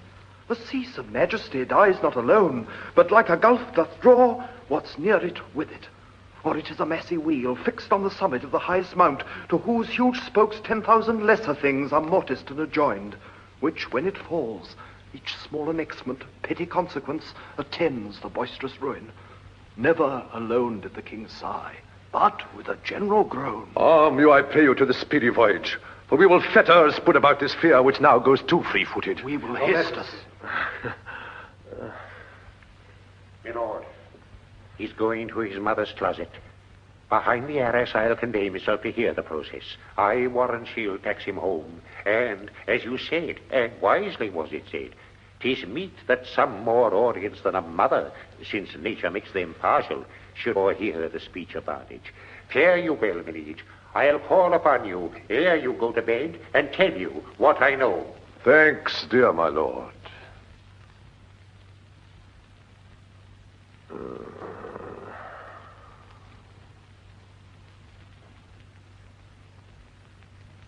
Oh, my offense is rank.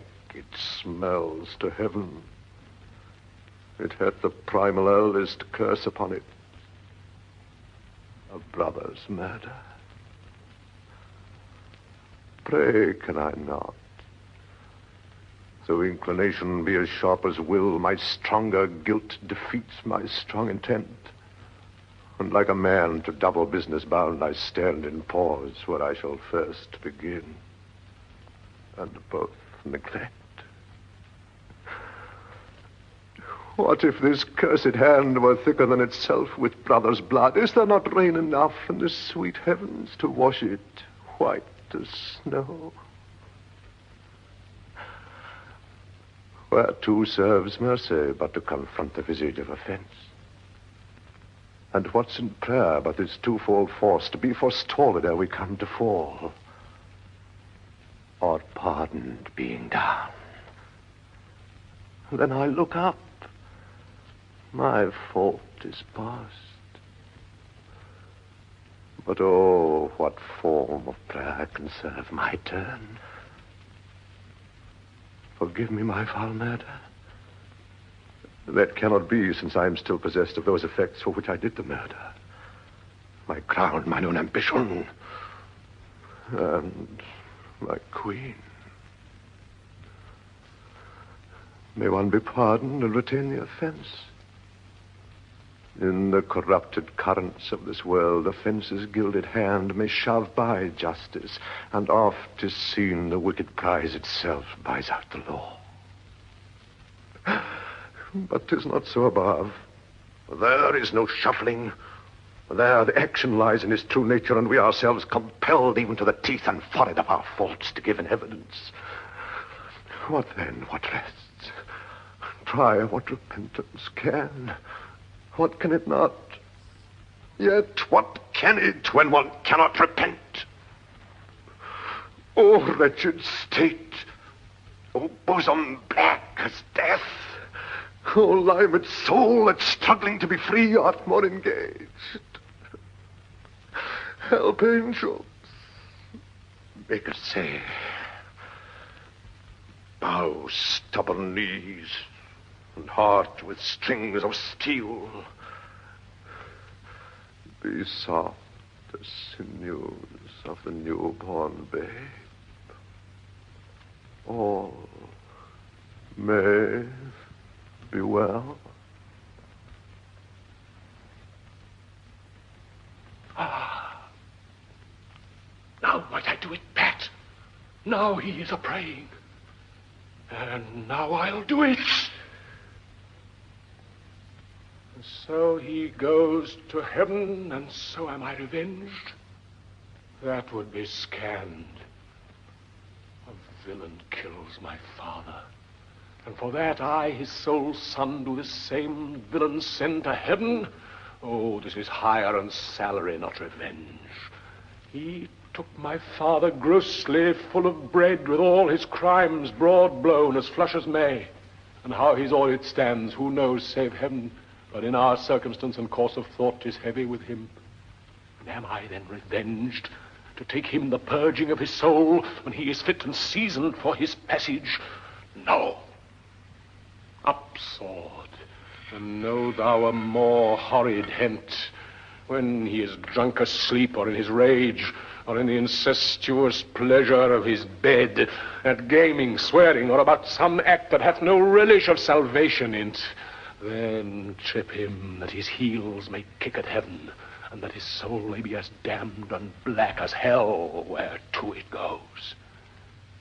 My mother stays.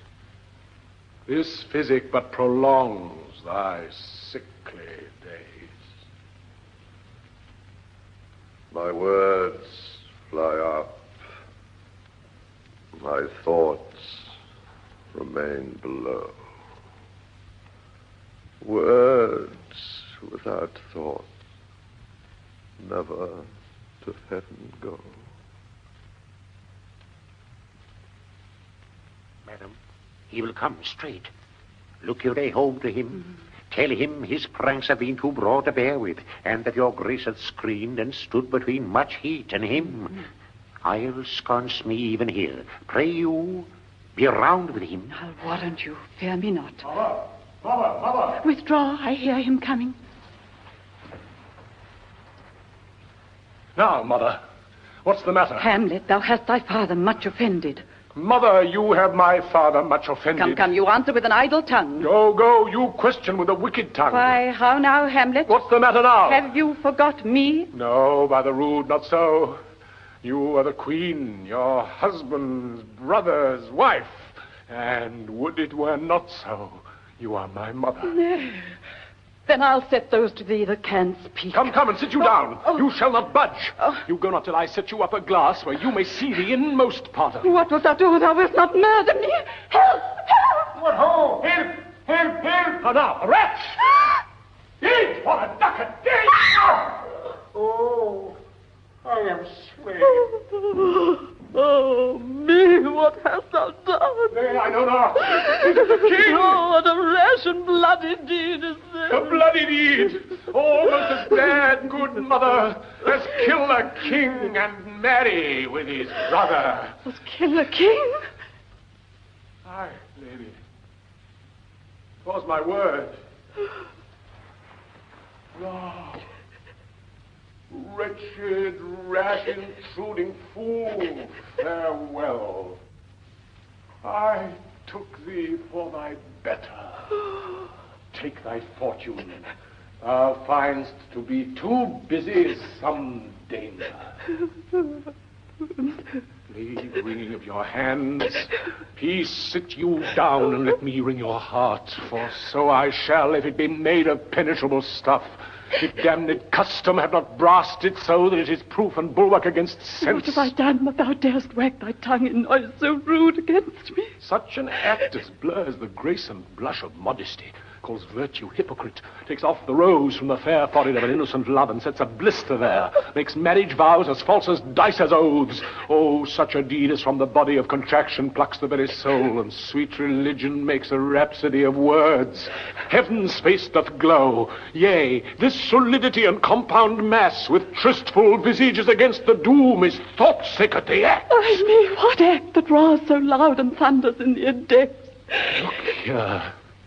Upon this picture, and on this, the counterfeit presentment of two brothers.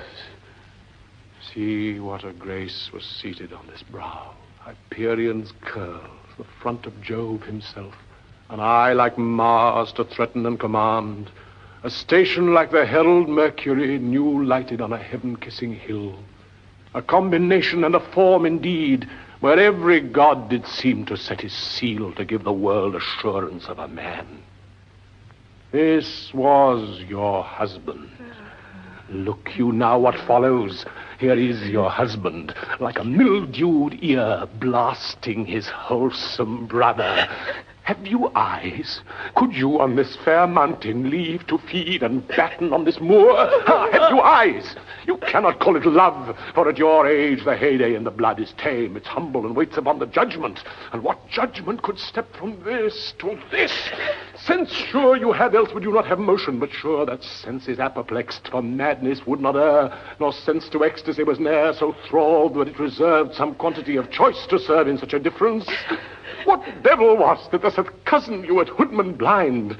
Eyes without feeling, feeling without sight, ears without hands or eyes, smelling sans all, or but a sickly part of one true sense could not so mope.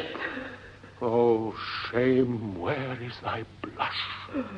Rebellious hell, if thou canst mute it in a matron's bones, to flaming youth let virtue be as wax and melt in his own fire. Proclaim no shame when the compulsive ardor gives the charge, for frost itself as actively doth burn, and reason panders will. Oh, Hamlet, speak no more. Thou turn'st mine eyes into my very soul, and there I see such black and grained spots as will not leave their tint. Nay, but to live in the rank sweat of an enseamed bed, stewed in corruption, honeying and making love over the nasty sty. Oh, speak to me no more. These words like daggers enter in my ears. No more, sweet Hamlet. A murderer and a villain, a slave that is not 20th part the tithe of your precedent lord, a vice of kings, a cutpurse of the empire and the rule, that from the shelves of precious diadems stole and put it in his pocket, a king of shreds and patches. Save me and hover o'er me with your wings, you heavenly God. What would your gracious figure? Alas, he's mad. Do you not come, your tardy sun to chide, that lapsed in time and passion, lets go by the important acting of your dread command? Oh, say. Do not forget. This visitation is but to whet thy almost blunted purpose. But look, amazement on thy mother sits. Oh, step between her and her fighting soul. Conceit in weakest bodies, strongest works. Speak to her, Hamlet. How is it with you, lady? Alas, how is't with you, that you do bend your eye on vacancy, and with incorporeal air do hold discourse? For that your eyes, your spirits wildly peep, and as the sleeping soldiers in the alarm, your bedded hair, like life in excrement, start up and stand on end. Oh, gentle sun, upon the heat and flame of thy distemper, sprinkle cool patience. Whereon do you look? On him. On him. Look you how pale he glares. His form and cause conjoined, preaching to stones would make them capable. Do not look upon me, lest with your piteous action you convert my stern effects. Then what I have to do shall want true color, tears perchance for blood. To whom do you speak this? Do you see nothing there? Nothing at all. Yet all that is I see. Oh, did you nothing hear? No, nothing but ourselves. Why, look you there. Look how it steals away. My father, in his habit as he lived. Look where he goes even now. Out at the portal. This is the very coinage of your brain. This bodiless creation, ecstasy, is very cunning in. Ecstasy? My pulse, as yours, doth temperately keep time and makes us healthful music. 'Tis not madness that I have uttered. Bring me to the test, and I the matter will reword, which madness would gamble from. Mother, for love of grace, lay not that flattering unction to your soul, that not your trespass, but my madness speaks. It will but skin and film the ulcerous place, whilst rank corruption, mining all within, infects unseen. Confess yourself to heaven, repent what's past, avoid what is to come, but do not spread the compost on the weeds to make them ranker. Forgive me this my virtue, for in the fatness of these pursy times, virtue itself of vice must pardon beg. Yea, curb and woo for leave to do him good. Oh, Hamlet, thou hast cleft my heart in twain. Oh, throw away the worser part of it, and live the purer with the other half. Good night. But go not to mine uncle's bed. Assume a virtue if you have it not. That monster custom, who all sense doth eat of habits evil, is angel yet in this, that to the use of actions fair and good he likewise gives a frock or livery that aptly is put on, refrain tonight, and that shall lend a kind of easiness to the next abstinence, the next more easy. For use can almost change the stamp of nature, and either master the devil or throw him out with wondrous potency. Once more, good night. And when you are desirous to be blessed, I'll blessing beg of you. For this same Lord I do repent. But heaven hath pleased it so to punish me with this, and this with me, that I must be their scourge and minister. I will bestow him, and will answer well the death I gave him. So again, good night. I must be cruel only to be kind. This bad begins, and worse remains behind. One word more, good lady. What shall I do? Not this by no means that I bid you do. Let the bloat king tempt you again to bed. Pinch wanton on your cheek, call you his mouse, and let him for a pair of reechy kisses or paddling in your neck with his damned fingers make you to ravel all this matter out, that I essentially am not in madness, but mad in craft. 'Twere good you let him know, for who does but a queen, fair, sober, wise, could from a paddock, from a bat, a jib, such dear concernings hide? Who would do so? No, in despite of sense and secrecy, unpeg the basket on the house's top, let the birds fly, and like the famous ape to try conclusions in the basket creep, and break your own neck down. Be thou assured, if words be made of breath and breath of life, I have no life to breathe what thou hast said to me. I must to England. You know that. Alack, I had forgot. 'Tis so concluded on. There's letters sealed, and my 2 schoolfellows, whom I will trust as I will adders fanged, they bear the mandate. They must sweep my way and marshal me to knavery. Let it work. For 'tis the sport to have the engineer hoist with his own petard, and shall go hard, but I will delve 1 yard below their minds, and blow them at the moon. Oh, 'tis most sweet when in one line 2 crafts directly meet. This man shall set me packing. I'll lug the guts into the neighbor room. Mother, good night. Indeed, this counselor is now most still, most secret, and most grave, but was in life a foolish, prating knave. Come, sir, to draw towards an end with you. Good night, mother.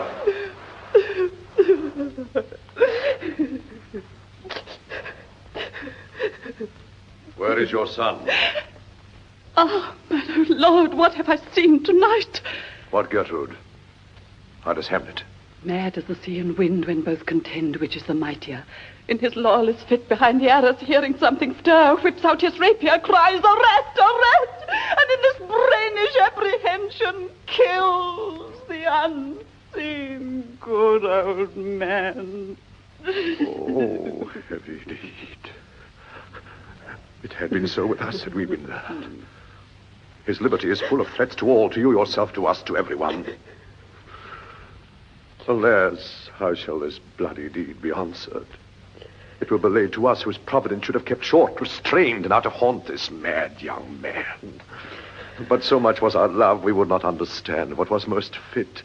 But like the owner of a foul disease, to keep it from divulging, let it feed even on the pith of life. Where is he gone? To draw apart the body he hath killed, or whom his very madness, like some ore among a mineral metal's base, shows itself pure. He weeps for what is done. Oh, Gertrude, come away. The sun no sooner shall the mountains touch, but we will ship him hence. On this vile deed we must with all our majesty and skill both countenance and excuse. Who Guildenstern? Your Majesty? My lord. Friends, both go join you with some further aid. Hamlet in madness had Polonius slain, and from his mother's closet had he dragged him. Slain? Go seek him out. Speak fair. And bring the body into the chapel, I pray you hasten this. Is there, my lord? Presently, my lord. Come, Gertrude, we'll call up our wisest friends and let them know both what we mean to do and what's untimely done. So happily slander, whose whisper o'er the world's diameter as level as the cannon to his blank transports his poisoned shot, may miss our name and hit the woundless air. Oh, come away. My soul is full of discord, dismay.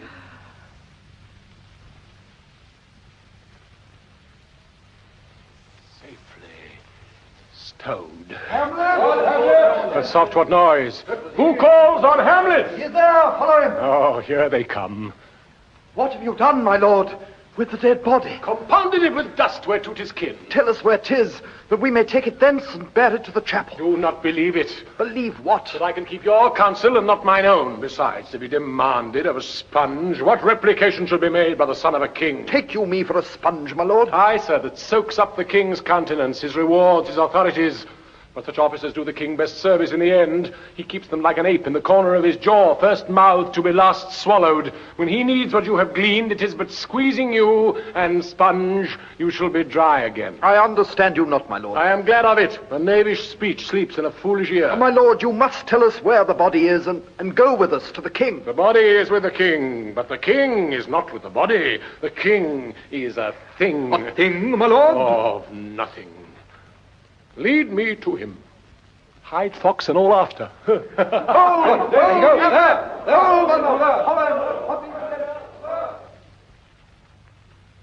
I have sent to seek him and to find the body. How dangerous is it that this man goes loose? It is indeed. Oh, yet must not we put a strong law on him? He's loved of the distracted multitude, who like not in their judgment but their eyes, and where 'tis so the offender's scourge is weighed, but never the offense. To bear all smooth and even, this sudden sending him away must seem deliberate pause. Diseases desperate, grown by desperate appliance, are relieved, or not at all. My lord. And now what hath befallen? Where the dead body is bestowed, my lord, we cannot get from him. But where is he? Without, my lord. Guard it to know your pleasure. Bring him before us. Ho, Guildenstern, bring in the lord. Now, Hamlet, where's Polonius? At supper. At supper? Where? Not where he eats, but where he is eaten. A certain convocation of politic worms are e'en at him. Your worm is your only emperor for diet. We fat all creatures else to fat us, and we fat ourselves for maggots. Your fat king and your lean beggar are but variable service, 2 dishes, but to 1 table. There's an end. Alas, alas. A man may fish with the worm that hath of a king, and eat of the fish that hath fed of that worm. What dost thou mean by this? Nothing but to show you how a king may go the progress through the guts of a beggar. Where is Polonius? In heaven. Send over the sea. If your messenger find him not there, seek him in the other place yourself. But indeed, if you find him not within this month, you shall nose him as you go upstairs into the lobby. Go seek him there. He will stay till you come.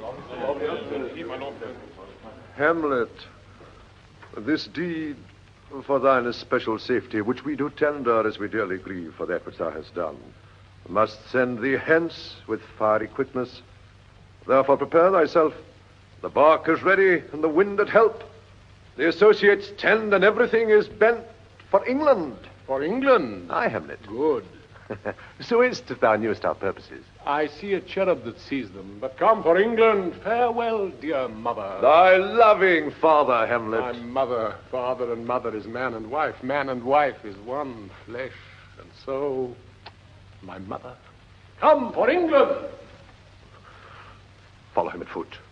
Tempt him with speed aboard. Delay it not. I'll have him hence tonight. Away, for everything is sealed and done that else leans upon the affair. Pray you make haste. We will, my lord. Aye, my lord. And England, if my love thou hold'st at aught, as my great power thereof may give thee sense, since yet thy cicatrice looks raw and red after the Danish sword, and thy free awe pays homage to us, thou mayst not coldly set our sovereign princess, which imports it full by letters congruing to that effect, the present death of Hamlet. Do it, England! For like the hectic in my blood he rages, and thou must cure me, till I know 'tis done. Howe'er my haps, my joys have ne'er begun.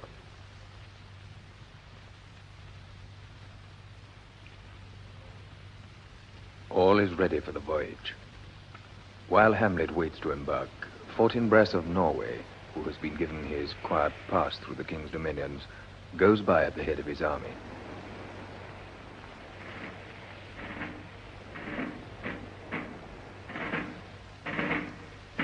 Go, Captain. From me, greet the Danish king. Tell him that by his license, Fortinbras craves the conveyance of a promised march over his kingdom. You know the rendezvous. If that his majesty would aught with us, we shall express our duty in his eye, and let him know so. I will do it, my lord. Go softly on.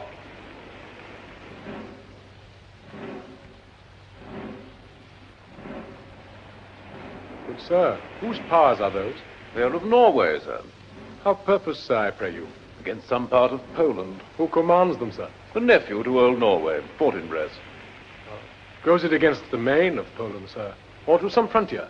Truly to speak, and with no addition, we go to gain a little patch of ground that hath in it no profit but the name. To pay 5 ducats, 5, I would not farm it. Nor will it yield to Norway or the Pole a ranker rate, should it be sold in fee. Why, then the Polak never will defend it. Yes, it is already garrisoned. 2,000 souls and 20,000 ducats. Will not debate the question of this straw. This is the imposthume of much wealth and peace, that inward breaks and shows no cause without why the man dies. I humbly thank you, sir. God be with you, sir. Will please you go, my lord? I'll be with you straight. Go a little before. How all occasions do inform against me and spur my dull revenge. What is a man if his chief good and market of his time be but to sleep and feed, a beast no more? Sure he that made us with such large discourse, looking before and after, gave us not that capability and godlike reason to fasten us unused. Now, whether it be bestial oblivion, or some craven scruple of thinking too precisely on the event, a thought which quartered hath but one part wisdom and ever 3 parts coward, I do not know why, yet I live to say these things to do, sith I have cause and strength and will and means to do it. Examples gross as earth exhort me. Witness this army of such mass and charge, led by a delicate and tender prince, whose spirit with divine ambition puffed makes mouths at the invisible event, exposing what is mortal and unsure to all that fortune, death, and danger dare, even for an eggshell. Rightly to be great is not to stir without great argument, but greatly to find quarrel in a straw when honor's at the stake. How stand I then that have a father killed, a mother stained, excitements of my reason and my blood, and let all sleep, while to my shame I see the imminent death of 20,000 men that for a fantasy and trick of fame go to their graves like beds, fight for a plot whereon the numbers cannot try the cause, which is not tomb enough nor continent to hide the slain. Oh, from this time forth, my thoughts be bloody, or be nothing worth.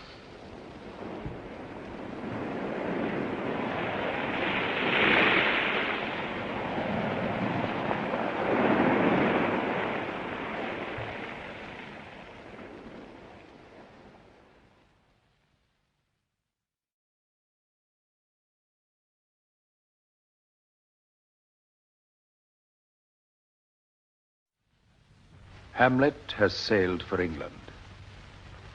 In the castle at Elsinore, the Queen is talking with Horatio and a gentleman of the court. I will not speak with her. She is importunate, indeed distract. Her mood will needs be pitied. What would she have? She speaks much of her father. Says she hears there's tricks i' the world, and hems and beats her heart, spurns enviously at straws, speaks things in doubt that carry but half sense. Her speech is nothing, yet the unshaped use of it doth move the hearers to collection. They aim at it, and botch the words up fit to their own thoughts, which, as her winks and nods and gestures yield them, indeed would make one think there might be thought, though nothing sure, yet much unhappily. 'Twere good she was spoken with, for she makes true dangerous conjectures in ill-breeding minds. Oh. Let her come in. To my sick soul, as sin's true nature is, each toy seems prologue to some greater miss, so full of artless jealousy as guilt, it spills itself in fearing to be spilt. Where is the beauteous majesty of Denmark? How now, Ophelia? How should I your true love know? From another one, by his cockle head and staff, and his sandal shoe. Alas, sweet lady, what imports this song? Say you? Nay, pray you mark. He is dead and gone, lady. He is dead and gone. At his head a grass green turf. at his heels a stone. Nay, but Ophelia. Pray you, Mark. White his shroud as the mountain snow. King. Alas, my lord, look here. Flowers, which bewept to the grave did go, with true love showers. How do you, pretty lady? Well, God ild you. They say the owl was a baker's daughter. Lord, we know what we are, but we know not what we may be. God be at your table. Conceit upon her father. Pray let's have no words of this. But when they ask you what it means, say you this. Tomorrow is St. Valentine's Day, all in the morn betime, and I am made at your window to be your Valentine. Then up he rose and undid his clothes, and up the chamber door let in the maid that outer maid never departed more. Pretty Ophelia. Indeed, without an oath I'll make an end on't. By this and by St. Charity, alack and fie for shame. Young men will do't if they come to't, by cock they are to blame. Quoth she, before you tumbled me, you promised me to wed. He answers, so would I have done by yonder sun, and thou hadst not come to my bed. How long has she been thus? I hope all will be well. We must be patient. But I cannot choose but weep to think they should lay him as a cold ground. My brother shall know of it. So I thank you for your good counsel. Come, my coach. Good night, ladies. Good night, sweet ladies. Good night. Good night. Follow her close. Give her good watch, I pray. Aye, my lord. Oh, this is the poison of deep grief. It springs all from her father's death. And now, behold. Oh, Gertrude, Gertrude, when sorrows come, they come not single spies, but in battalions. First her father slain, next your son gone, and he most violent author of his own just remove. The people muddied, thick and unwholesome in their thoughts, and whispers for good Polonius' death. And we have done but greenly in hugger-mugger to inter him. Poor Ophelia, divided from herself and her fair judgment, without the which we are pictures or mere beasts. Last and as much containing as all these, her brother is in secret come from France, feeds on his wonder, keeps himself in clouds, and wants not buzzers to infect his ear with pestilent speeches of his father's death. For in necessity of matter beggared will nothing stick our person to arraign in the ear and ear. Oh, my dear Gertrude, this, like to a murdering piece in many places, gives me superfluous death. What noise is this? Where are my Switzers? Let them guard the door. What is the matter? Save us up, my lord. The ocean, overpeering of his list, eats not the flats with more impiteous haste than young Laertes in a rider's head obeys your officers. The rabble call him lord. And as the world were now but to begin, antiquity forgot, custom not known, the ratifiers and props of every word they cry, choose we, Laertes shall be king. Caps, hands, and tongues applauded to the clouds. Laertes shall be king, Laertes king. How cheerfully on the false tale they cry, oh, this is counter, you false Danish dog! The doors are broke. Where is this king? Sirs, stand you all without. I pray you give me leave. I thank you. Keep the door. Oh, thou vile king. Give me my father. Come, Nicodeatis. That drop of blood that's calm proclaims me bastard, cries cuckold to my father, brands the harlot even here between the chaste, unsmirched brows of my true mother. What is the cause, Laertes, that thy rebellion looks so giant-like? Good Laertes. Let him go, Gertrude. Do not fear our person. There such divinity doth hedge a king that treason can but peep to what it would, acts little of his will. Tell me, Laertes, why thou dost incensed. Let him go, Gertrude. Speak, man. Where is my father? Dead. But not by him. Let him demand his fill. How came he dead? I'll not be juggled with. To hell allegiance, vows to the blackest devil, conscience and grace to the profoundest pit. I dare damnation.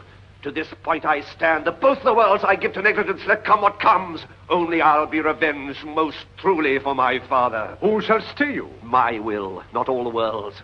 And for my means, I'll husband them so well they shall go far with little. Good, Laertes, if you desire to know the certainty of your dear father, is written your revenge, that swoopstick you will draw both friend and foe, winner and loser. None but his enemies. Will you know them, then? To his good friends thus wide I'll ope my arms, and like the kind life-rendering pelican, repast them with my blood. Why, now you speak like a good child and a true gentleman. That I am guiltless of your father's death, and am most sensibly in grief for it, it shall as level to your judgment peer as day does to your eye. How now? What noise is that?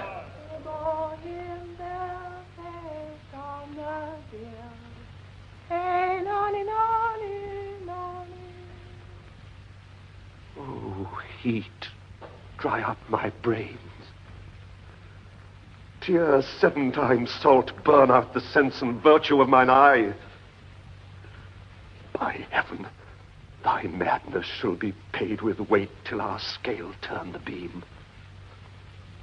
Oh, Rose of May, dear maid, kind sister, sweet Ophelia. Oh, heavens, is it possible a young maid's wit should be as mortal as an old man's life? And in his grave rain many a tear. Fare you well, my dove. Hadst thou thy wits and didst persuade revenge, it could not move thus. You must sing down a downer, and you call him a downer. Oh, how the wheel becomes it. It is the false steward that stole his master's daughter. This nothing's more than matter. There's rosemary. That's for remembrance. I pray you, love, remember. And there's pansies. That's for thoughts. A document in madness. Thoughts and remembrance fitted. There's fennel for you and columbine. There's rue for you. Here's some for me. We may call it herb or grace a Sunday. You must wear your rue with a difference. There's a daisy. I would give you some violets, but they withered all when my father died, as Sarah made a good end. For bonny sweet Robin is all my joy. Thought and afflictions, passion, hell itself, she turns to favor and to prettiness. And will not come again, and will not come again. No, no, he is dead. Go to thy deathbed. He never will come again. His beard was as white as snow, flaxen was his poll. He is gone, he is gone.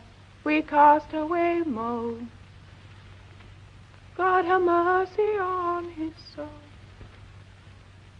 And on all Christian souls, I pray God.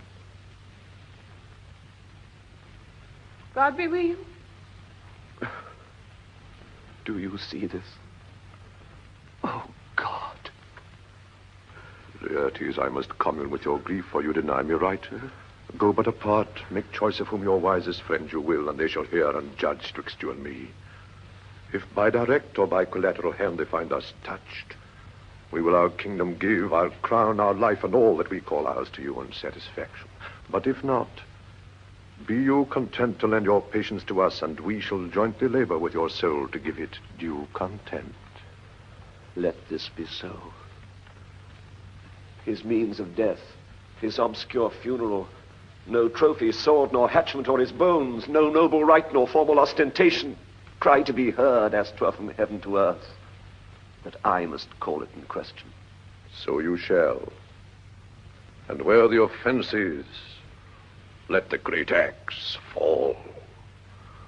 I pray you go with me.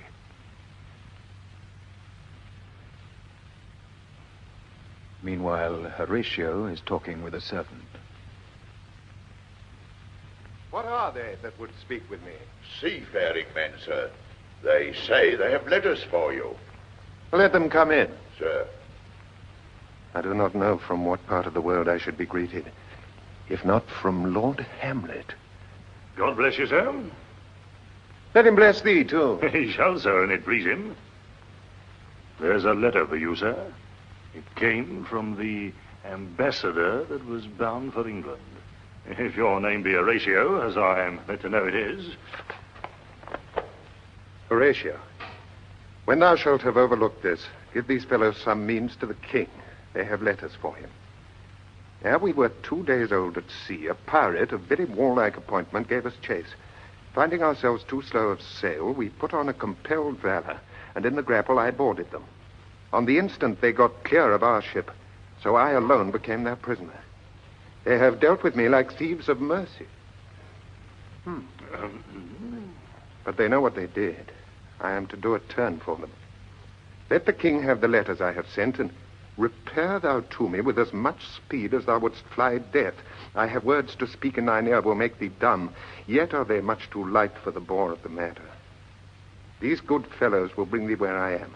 Rosencrantz and Guildenstern hold their course for England. Of them I have much to tell thee. Farewell. He that thou knowest thine, Hamlet. Come. I will give you way for these your letters, and do it the speedier, that you may direct me to him from whom you brought them. Oh, Laertes, must your conscience my acquittance seal, and you must put me in your heart for friend, sith you have heard, and with a knowing ear, that he which hath your noble father slain pursued my life. It well appears. But tell me why you proceeded not against these feats, so crimeful and so capital in nature, as by your safety, wisdom, all things else, you mainly were stirred up. Oh, for 2 special reasons, which may to you perhaps seem much unsinewed, but yet to me they're strong. The queen, his mother, lives almost by his looks. And for myself, my virtue or my plague, be it either which, she's so conjunctive to my life and soul, that as the star moves not but in his sphere, I could not but by her. The other motive why to a public count I might not go is the great love the general gender bear him, who, dipping all his faults in their affection, would, like the spring that turneth wood to stone, convert his gyves to graces, so that my arrows, too slightly timbered for so loud a wind, would have reverted to my bow again, but not where I have aimed them. And so have I a noble father lost. A sister driven into desperate terms, whose worth, if praises may go back again, stood challenge on mount of all the age for her perfections. But my revenge will come. Break not your sleeps for that. You must not think that we are made of stuff so flat and dull that we can let our beard be shook with danger and think it pastime. You shortly shall hear more. I loved your father, and we love ourselves. And that, I hope, will teach you to imagine... Your Majesty. How now, what news? Letters, my lord, from Hamlet. Huh? These to your Majesty, this to the Queen. From Hamlet? What? Who brought them? Sailors, my lord, they say. I saw them not. They were given me by Claudius. He received them of him that brought them. Laertes, you shall hear them. Leave us. Your Majesty. High and mighty, you shall know I am set naked on your kingdom. Set naked? Tomorrow shall I beg leave to see your kingly eyes, when I shall, first asking your pardon, thereunto recount the occasion of my sudden and most strange return. Hamlet. What should this mean? Are all the rest come back? Or is it some abuse and no such thing? Know you the hand? It is Hamlet's character. Naked. And in a postscript here he says, alone. Can you devise me? Oh, I am lost in it, my lord. But let him come. It warms the very sickness in my heart that I shall live and tell him to his teeth. Thus didst thou. If it be so, Laertes, as how should it be so? How otherwise? Will you be ruled by me? Aye, my lord. So you will not o'errule me to a peace. To thine own peace. If he be now returned, as checking at his voyage, and that he means no more to undertake it, I will work him to an exploit, now ripen my device, under the which he shall not choose but fall. And for his death, no wind of blame shall breathe, but even his mother shall uncharge the practice and call it accident. My lord, I will be ruled. The rather if you could devise it so that I might be the organ. It falls right.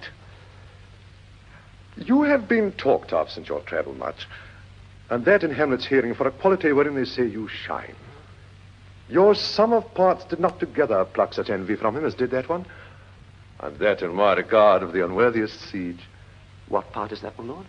A very riband in the cap of youth, yet needful too. For youth no less becomes the light and careless livery that it wears than settled age, his sables and his weeds importing health and graveness. Some 2 months since, here was a gentleman of Normandy. I've seen myself and served against the French, and they can well on horseback. But this gallant had witchcraft hint. He grew into his seat, and to such wondrous doing brought his horse as had he been encorpsed and demi-natured with the brave beast. So far he topped my thought that I in forgery of shapes and tricks came short of what he did. A Norman, was't? A Norman? Upon my life, Lamond. The very same. Oh, I know him well. He is the brooch indeed and gem of all the nation. He made confession of you, and gave you such a masterly report for art and exercise in your defense, and for your rapier most especial, that he cried out 'twould be a sight indeed if one could match you. And the scrimmers of the nation, he swore, had neither motion, guard, nor eye, if you opposed them. Sir, this report of his did Hamlet so envenom with his envy that he could nothing do but wish and beg your sudden coming o'er to play with you. Now, out of this.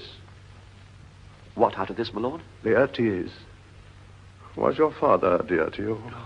Or are you like the painting of a sorrow, a face without a heart? Why ask you this? Not that I think you did not love your father, but that I know love is begun by time, and that I see in passages of proof time qualifies the spark and fire of it. There lives within the very flame of love a kind of wick or snuff that will abate it, and nothing is to like goodness still, for goodness, growing to a pleurisy, dies in his own too much. That we would do, we should do when we would. For this wood changes. It hath abatements and delays as many as there are tongues, are hands, are accidents. And then this should is like a spendthrift sigh that hurts by easing. But to the quick of the ulcer.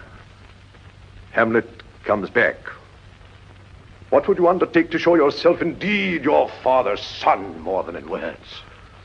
To cut his throat, the church. No place indeed should murder sanctuarize. Revenge should have no bounds. But good Laertes, will you do this? Keep close within your chamber. But your majesty... Hamlet return shall know you are come home. We put on those shall praise your excellence and set a double varnish on the fame the Frenchman gave you. Bring you in fine together, and wager all your heads. He, being remiss, most generous and free from all contriving, will not peruse the foils, so that with ease or with a little shuffling, you may choose a sword unbaited and in a pass of practice requite you for your father. I will do it. And for that purpose, I'll anoint my sword. I bought an unction of a mountebank, so mortal, that but dip a knife in it, where it draws blood, no cataplasm so rare, collected from all simples that have virtue under the moon, can save the thing from death that is but scratched withal. I'll touch my point with this contagion, that if I gall him slightly, it may be death. Let's further think on this. Weigh what convenience both of time and means may fit us to our shape. If this should fail, and that our drift looked through our bad performance, 'twere better not assayed. Therefore, this project should have a back or second that might hold if this did blast and proof. Soft. Let me see. We'll make a solemn wager on your cunnings. A heft. When in your motion you are hot and dry, as make your bouts more violent to that end, and that he calls for drink, I'll have prepared him a chalice for the nonce, whereon but sipping, if he by chance escape your venom stuck, our purpose may hold there. But soft what noise? How now, sweet queen? One woe to tread upon another's heels, so fast they follow.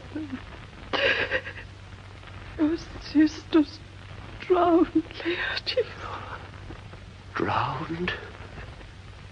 Oh, where?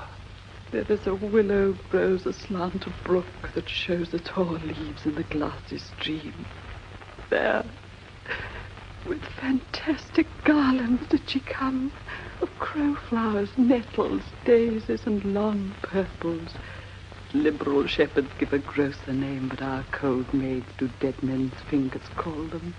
There, on the pendant boughs, her coronet weeds clambering to hang, an envious sliver broke, when down her weedy trophies and herself fell in the weeping brook. Her clothes spread wide, and mermaid-like a while they bore her up, which time she chanted snatches of old tunes, as one incapable of her own distress, or like a creature native and endued unto that element. But long it could not be, till that her garments, heavy with their drink, pulled the poor wretch from her melodious lay to muddy death. Alas, then she is drowned. Drowned. Too much of water hast thou, poor Ophelia, and therefore I forbid my tears. But yet it is our trick. Nature her custom holds, let shame say what it will. When these are gone, the woman will be out. Adieu, my lord. I have a speech of fire that fain would blaze, but that this folly doubts it. Let's follow Gertrude. How much I had to do to calm his rage, now fear I this will give it start again. Therefore, let's follow. A churchyard near the castle. Two gravediggers pause in their work. Is she to be buried in Christian burial when she willfully seeks her own salvation? I tell thee she is. Therefore make her grave straight. The crown will set on her and finds it Christian burial. How can that be, unless she drowned herself in her own defence? Why, it is found so. It must be so offended, it cannot be else. For here lies the point. If I drown myself wittingly, it argues an act. And an act hath three branches. It is to act, to do, to perform. Our gal, she drowned herself wittingly. Nay, but here you, Goodman Give Delver. me leave. Here lies the water. Good. Here stands the man. Good. If the man go to this water and drown himself, it is willy-nilly he goes, mark you that. But if the water come to him and drown him, he drowns not himself. Ah, gal, he that is not guilty of his own death shortens not his own life. But is this law? I marry it. Crowner's quest law. Will you have the truth, aunt? If this had not been a gentlewoman, she should have been buried out of Christian burial. Why, there thou say'st. And the more pity the great folk should have countenance in this world to drown or hang themselves more than they're even Christian. Come, my spade. There's no ancient gentlemen but gardeners, ditchers, and grave makers. They hold up Adam's profession. Was he a gentleman? That was the first that ever bore arms. Why, he had none. What? Art a heathen? How does thou understand the scripture? The scripture says Adam digged. Could he dig without arms? I'll put another question to thee. If thou answerest me not to the purpose, confess thyself. Go to. What is he that builds stronger than either the mason, the shipwright, or the carpenter? The gallows maker, for that outlives 1,000 tenants. I like thy wit well, in good faith. The gallows does well. But how does it well? It does well to those that do ill. Now, thou dost ill to say the gallows is built stronger than the church. Ah, gal, the gallows may do well to thee. Come, do it again. Who builds stronger than a mason, a shipwright, or a carpenter? Aye, tell me that, and unyoke. Marry, now I can tell. Do it. Mess, I cannot tell. Cudgel thy brains no more about it, for your dull ass will not mend his pace with beating. And when you're asked this question next, say, a grave maker. The houses he makes last till doomsday. Go, get thee to yarn, fetch me a stoop of liquor. In youth when I did love, Hamlet and Horatio come into the churchyard. They stand watching as the gravedigger throws up bones with sometimes a scowl. Oh, me thought there was enough in meat. Had this fellow no feeling of his business? He sings in grave-making. Custom hath made it in him a property of easiness. 'Tis e'en so. The hand of little employment hath the daintier sense. His stealing steps has clawed me in his clutch, and has shipped me into the land, as if I had never been such. That skull had a tongue in it and could sing once. How the knave jolts it to the ground as if it were Cain's jawbone that did the first murder. This might be the fate of a politician which this ass now o'erreaches. One that would circumvent God, might it not? It might, my lord. Or of a courtier who would say, "Good morrow, sweet lord. How dost thou, sweet lord?" This might be my lord such a one that praised my lord such a one's horse when he went to beg it, might it not? Aye, my lord. Why, e'en so, and now my lady worms, chopless and knocked about the mazard with a sexton's spade. Here's fine revolution, and we had the trick to see it. Did these bones cost no more the breeding, but to play at loggets with them? Oh, mine ache to think on't. For under shrouding seat, a pit of clay for to be made, for such a guest is me. There's another. Why may not that be the skull of a lawyer? Maybe his quiddit is now, his quillets, his cases, his tenures, and his tricks. Why does he suffer this mad knave now to knock him about the sconce with a dirty shovel, and will not tell him of his action of battery? This fellow might be in time a great buyer of land, with his statutes, his recognizances, his fines, his double vouchers, his recoveries. Is this the fine of his fines and the recovery of his recoveries, to have his fine paid full of fine dirt? Will his vouchers vouch him no more of his purchases, and double ones too, than the length and breadth of a pair of indentures? The very conveyances of his land will scarcely lie in this box. And must the inheritor himself have no more, huh? Not a jot more, my lord. Is not parchment made of sheepskins? Aye, my lord, and of calfskins too. They are sheep and calves who seek out assurance in that. Pickaxe and a spade. I will speak to this fellow. For and a shrouding sheet. Whose grave's this, sirrah? Mine, sir. Or a pit of clay for to be made, for such a guest is me. I think it be thine indeed, for thou liest in't. You lie out on, sir, and therefore it is not yours. For my part, I do not lie in it, and yet it is mine. Thou dost lie in to be in't, and say 'tis thine. 'Tis for the dead, not for the quick, therefore thou liest. 'Tis a quick lie, sir, 'twill awaken from me to you. What man dost thou dig it for? For no man, sir. For what woman, then? For none neither. Who is to be buried in't? One that was a woman, sir, but rest her soul, she's dead. How absolute the knave is. We must speak by the card, or equivocation will undo us. By the Lord Horatio, this 3 years I have took note of it. The age is grown so picked that the toe of the peasant comes so near the heel of the courtier he galls his kide. How long hast thou been a grave maker? Of the days of the year, I come to it that day our last King Hamlet overcame Fortinbras. How long is that since? Cannot you tell that? Every fool can tell that. It was that very day that young Hamlet was born, he that is mad and sent into England. Aye, marry, why was he sent into England? Why? Because it was mad. He shall recover his wits there. Or if it do not, 'tis no great matter there. Why? For not be seen in him there. There, the men are as mad as he. How came he mad? Very strangely, they say. How strangely? Faith, even we're losing his wits. Upon what ground? Why, here in Denmark. I've been sexton here, man and boy, 30 years. How long will a man lie the earth ere he rot?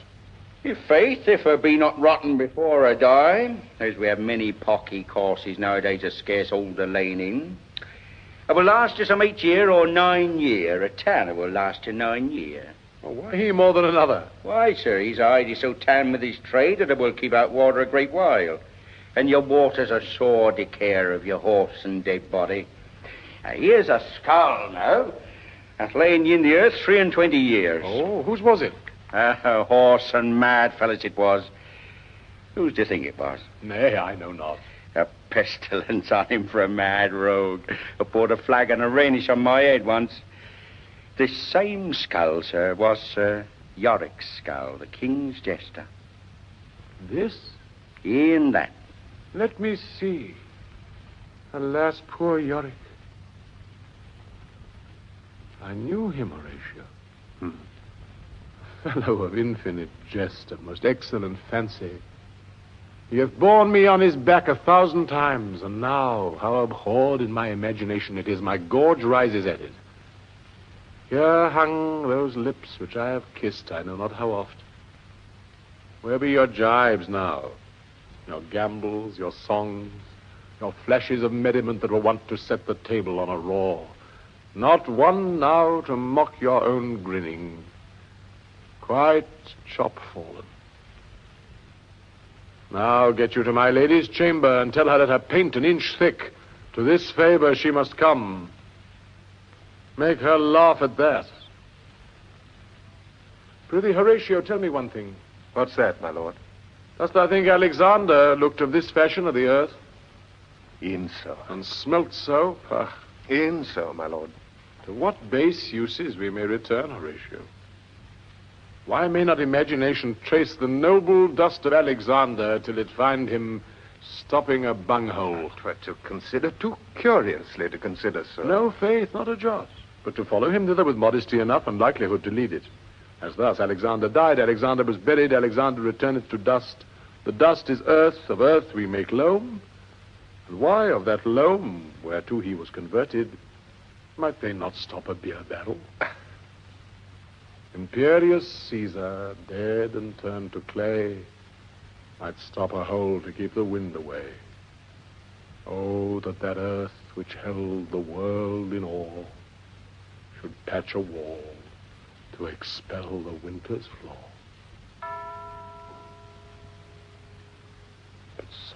But soft a while. Here comes the king. Queen, the courtiers, who is this they follow, and with such maimed rites? This doth betoken the course they follow did with desperate hands fordo its own life. 'Twas of some estate. Couch we a while and mark. What ceremony else?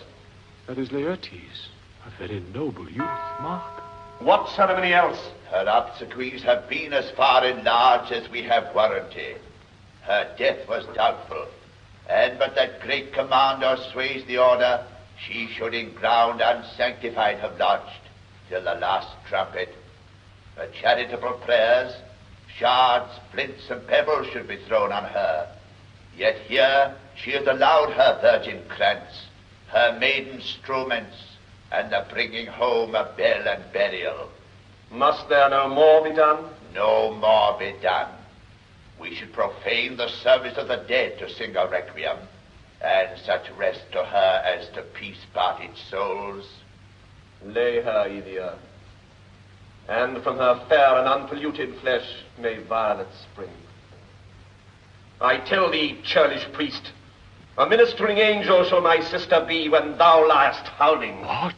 The fair Ophelia? Sweet to the sweet. Farewell.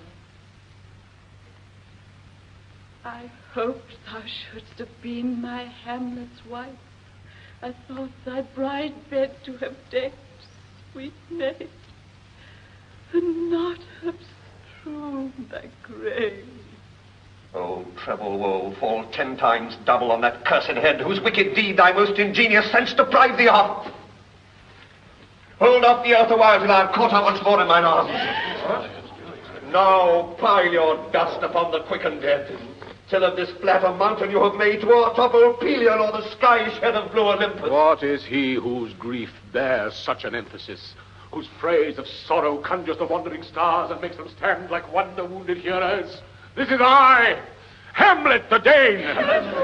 The devil take thy soul! Oh, praise not well. I pray thee, take thy fingers from my throat. Though I am not spinative and rash, yet have I something in me dangerous which at thy wiseness fear.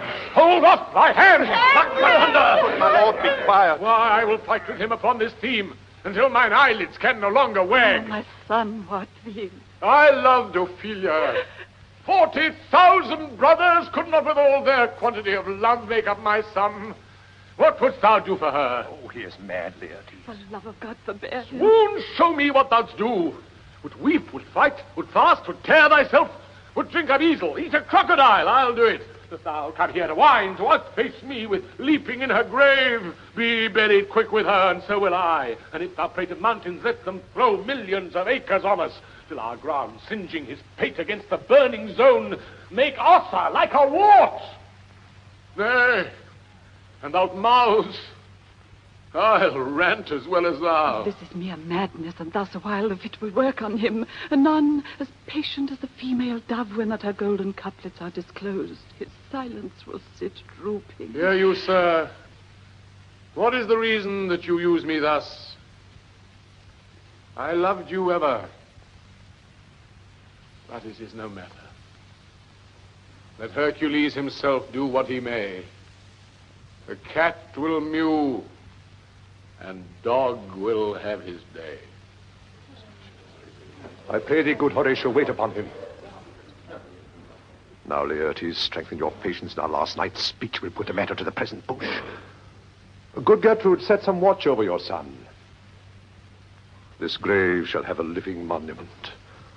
An hour of quiet shortly shall we see.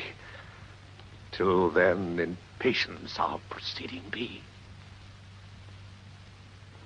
Back at the castle, Hamlet and Horatio are alone together in the great hall. So much for this, sir. Now shall you see the other. You do remember all the circumstance? Remember it, my lord. Sir, in my heart there was a kind of fighting that would not let me sleep. Methought I lay worse than the mutines and the bilboes. Rashly, and praised be rashness for it, let us know our indiscretions sometimes serve us well when our deep plots do fall. And that should learn us there's a divinity that shapes our ends, rough hew them how we will. That is most certain. Up from my cabin, my sea gown scarfed about me, in the dark groped I to find out them. Had my desire, fingered their packet, and in fine withdrew to mine own room again, making so bold my fears forgetting manners to unseal their grand commission, where I found, Horatio, a royal knavery, an exact command larded with many several sorts of reasons, importing Denmark's health and England's too, with such bugs and goblins in my life, that on the supervise, no leisure bated, no, not to stay the grinding of the axe, my head should be struck off. Is possible. Oh, here's the commission, read it at more leisure. But wilt thou hear me how I did proceed? I beseech you.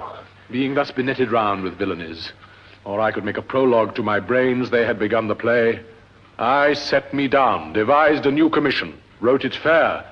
I once did hold it as our statists do a baseness to write fair, and laboured much how to forget that learning. But, sir, now it did me yeoman's service.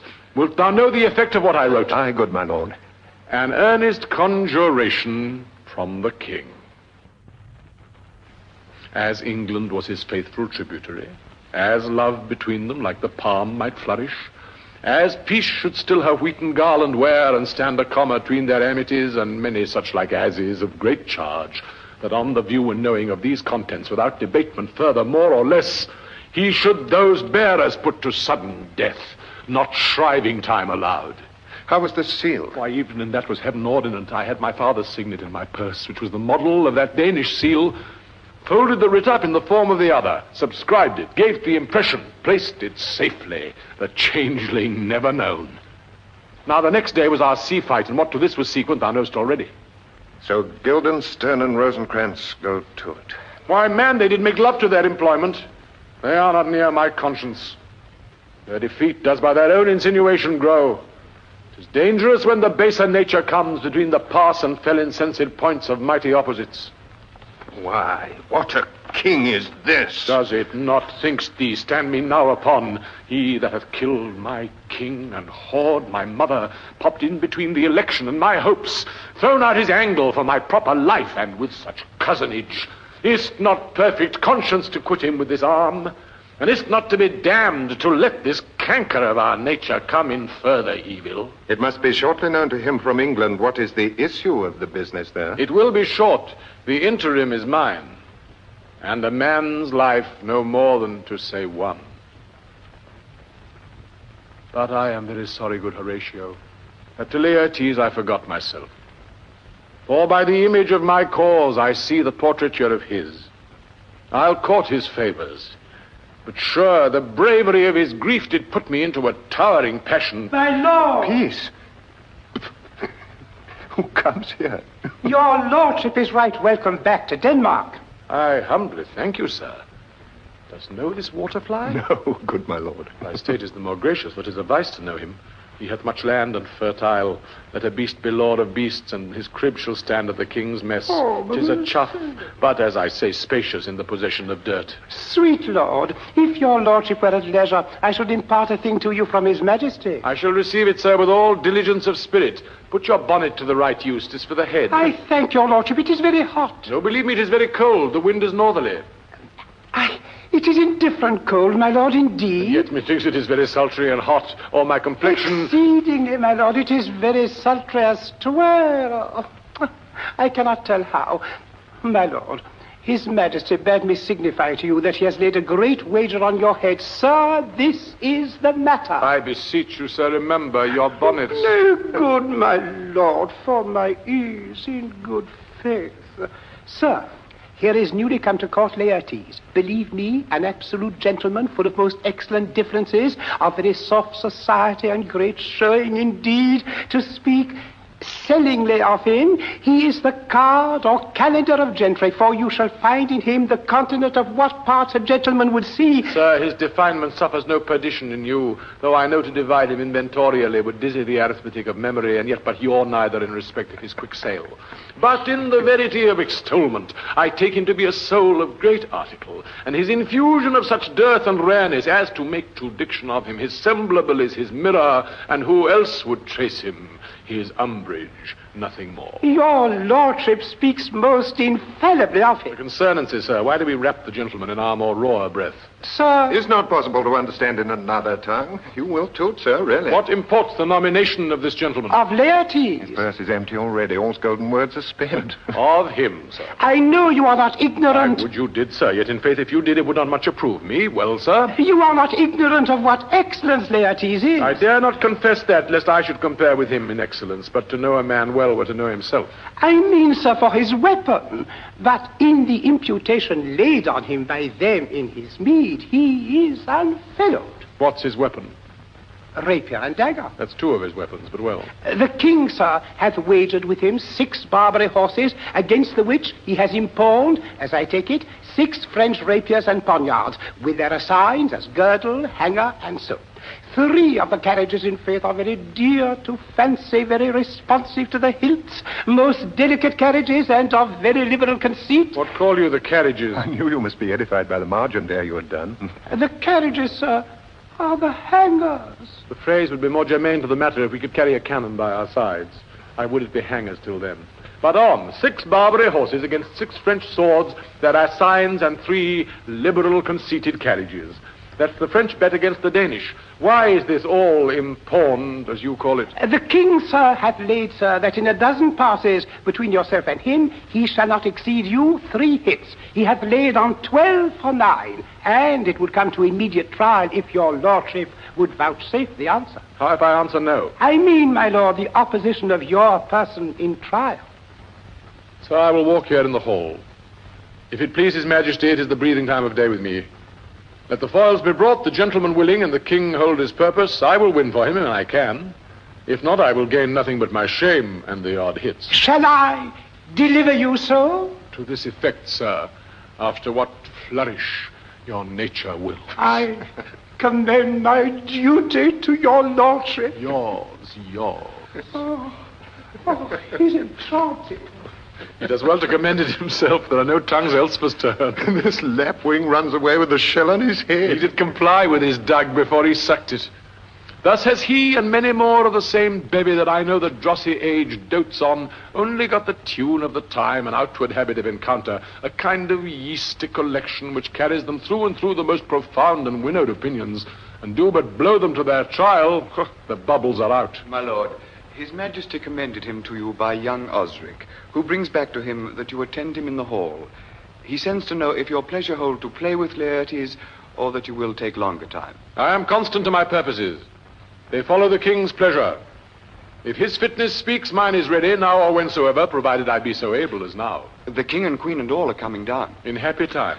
The queen desires you to use some gentle entertainment to Laertes before you fall to play. She well instructs me. You will lose, my lord. I do not think so. Since he went into France, I've been in continual practice. I shall win at the odds. Thou wouldst not think how ill all's here about my heart. But it is no matter. Nay, good my lord. It is but foolery. But it is such a kind of gain-giving as would perhaps trouble a woman. If your mind dislike anything, obey it. I will forestall their repair hither and say you are not fit. Not a whit. We defy augury. There is special providence in the fall of a sparrow. If it be now, it is not to come. If it be not to come, it will be now. If it be not now, yet it will come. The readiness is all. Since no man hath aught of what he leaves, what is't to leave betimes? Let be.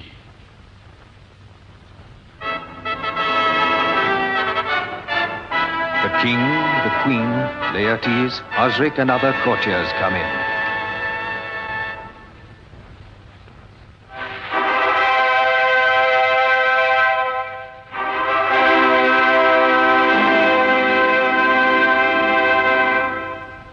The king takes Laertes by the hand. Come, Hamlet. Come and take this hand from me. Give me your pardon, sir. I have done you wrong. But pardoned as you are a gentleman, this presence knows, and you must needs have heard, how I am punished with a sore distraction. What I have done that might your nature, honor, and exception roughly awake, I here proclaim was madness. Was't Hamlet wronged Laertes? Never Hamlet. If Hamlet from himself be ta'en away, and when he's not himself does wrong Laertes, then Hamlet does it not, Hamlet denies it. Who does it then? His madness. If it be so, Hamlet is of the faction that is wronged. His madness is poor Hamlet's enemy. Sir, in this audience, let my disclaiming from all purposed evil free me so far in your most generous thoughts that I have shot mine arrow o'er the house and hurt my brother. I am satisfied in nature, whose motive in this case should stir me most to my revenge. But in my terms of honor, I stand aloof, and will no reconcilement till by some elder masters of known honor I have a voice in precedent of peace to keep my name ungawed. But all that time, I do receive your offered love, like love, and will not wrong it. I embrace it freely, and will this brother's wager frankly play. Give us the foils, come on. Come, one for me. I'll be your foil, Laertes. In mine ignorance, your skill shall, like a star in the darkest night, stick fiery off indeed. You mock me, sir. No, by this hand. Give them the foils, young Osric. Cousin Hamlet, you know the wager? Very well, my lord. Your grace hath laid the odds on the weaker side. I do not fear it. I have seen you both. But since he is better, we have therefore odds. This is too heavy. Let me see another. This likes me well. These foils have all the length. Aye, my good lord. Set me the stoops of wine upon that table. If Hamlet give the first or second hit, or quit in answer of the third exchange, let all the battlements their ordnance fire. The king shall drink to Hamlet's better breath, and in the cup an union shall he throw, richer than that which 4 successive kings in Denmark's crown have worn. Give me the cups, and let the kettle to the trumpet speak, the trumpet to the cannoneer without, the cannons to the heavens, the heaven to earth. Now the king drinks to Hamlet. Come, begin. And you, the judges, bear a wary eye. Come on, sir. Come, my lord.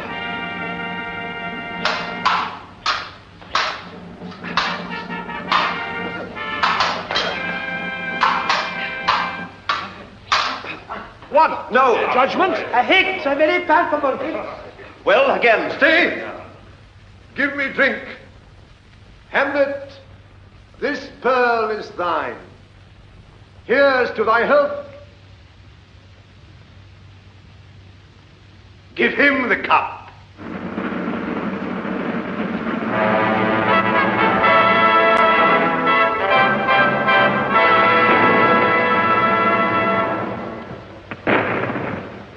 I'll play this bout first. Set it by a while. Come, sir.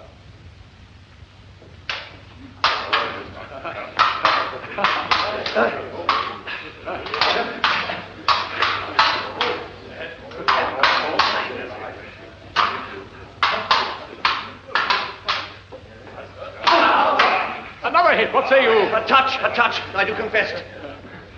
Our son shall win. He's fat and scant of breath. Here, Hamlet, take my napkin, rub thy brows. The queen carouses to thy fortune, Hamlet. Good, madam. Gertrude, do not drink. I will, my lord. I pray you pardon me. It is the poisoned cup. 'Tis too late. I dare not drink it, madam. By and by. Come, let me wipe thy face. My lord, I'll hit him now. I do not think. And yet it is almost against my conscience. Come for the third, Laertes, you but dally. I pray you pass with your best violence. I am afeard you make a wanton of me. Hail, sir. Come on.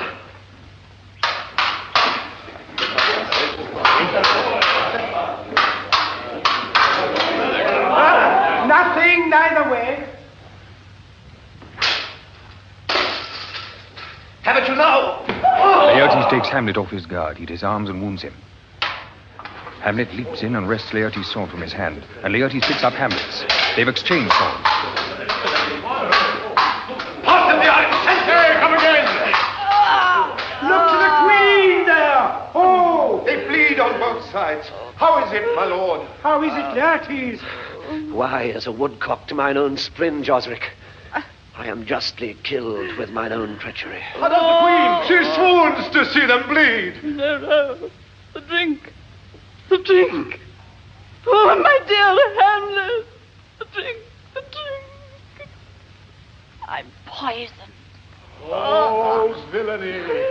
Oh, let the door be locked. Treachery! Seek it out. It is here, Hamlet. Hamlet, thou art slain.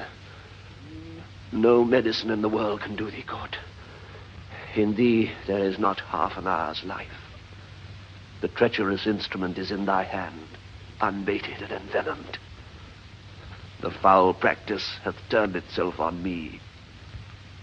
Lo, here I lie, never to rise again. Thy mother's poisoned. I can no more. The king's to blame. The king? Point and venom. Two. Then venom. To thy word! Oh, yet defend me, friends. I am but hurt. Here, thou incestuous, murderous, damned Dane, drink off this potion. Is thy union here? Follow my mother. he is justly served. It is a poison tempered by himself. Exchange forgiveness with me, noble Hamlet. Mine and my father's death come not upon thee, nor thine on me. Heaven make thee free of it. I follow thee. I am dead, Horatio. My lord. Wretched queen, adieu. You that look pale and tremble at this chance, that are but mutes or audience to this act, had I but time, as this fell Sergeant Death is strict in his arrest, oh, I could tell you, but let it be. Horatio, I am dead. Thou livest. Report me and my cause aright to the unsatisfied. Never believe it. I am more an antique Roman than a Dane. Here's yet some liquor left. Hast thou a man? Give me the couplet. Go! By heaven, I'll have... Oh, God, Horatio. What a wounded name. Things standing thus unknown shall live behind me. If thou didst ever hold me in thy heart, absent thee from felicity a while, and in this harsh world draw thy breath in pain to tell my story. What warlike noise is this? Young Fortinbras, with conquest come from Poland, to the ambassadors of England, give this warlike volley. Oh, I die, Horatio. The potent poison quite o'ercrows my spirit. I cannot live to hear the news from England. But I do prophesy. The election lights on Fortinbras. He has my dying voice. So tell him, with the occurrence more and less, which have solicited, the rest is silence.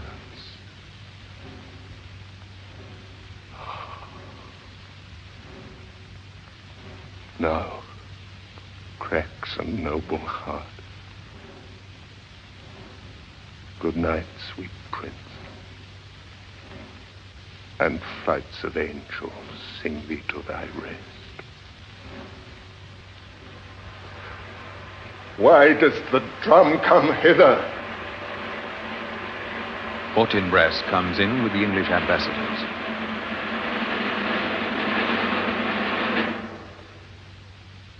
Where is this sight? What is it you would see?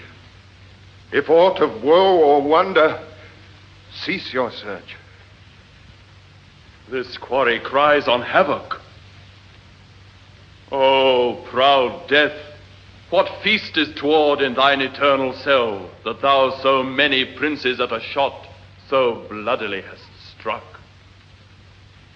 The sight is dismal, and our affairs from England come too late.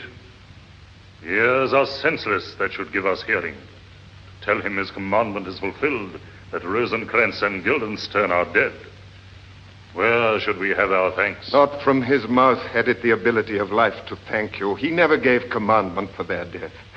But since so jump upon this bloody question, you from the Polack wars and you from England are here arrived, give order that these bodies high on a stage be placed to the view. And let me speak to the yet unknowing world how these things came about. So shall you hear of carnal, bloody, and unnatural acts, of accidental judgments, casual slaughters, of deaths put on by cunning and forced cause, and in this upshot, purposes mistook fallen on the inventors' heads. All this can I truly deliver. Let us haste to hear it, and call the noblest to the audience. For me, with sorrow I embrace my fortune. I have some rights of memory in this kingdom, which now to claim my vantage doth invite me. Of that I shall have also cause to speak, and from his mouth whose voice will draw on more. But let this same be presently performed, even while men's minds are wild, lest more mischance on plots and errors happen. Let 4 captains bear Hamlet like a soldier to the stage. For he was likely, had he been put on, to have proved most royal. And for his passage, the soldier's music and the right of war speak loudly for him. Take up the bodies. Such a sight as this becomes the field, but here shows much amiss. Go, bid the soldiers shoot.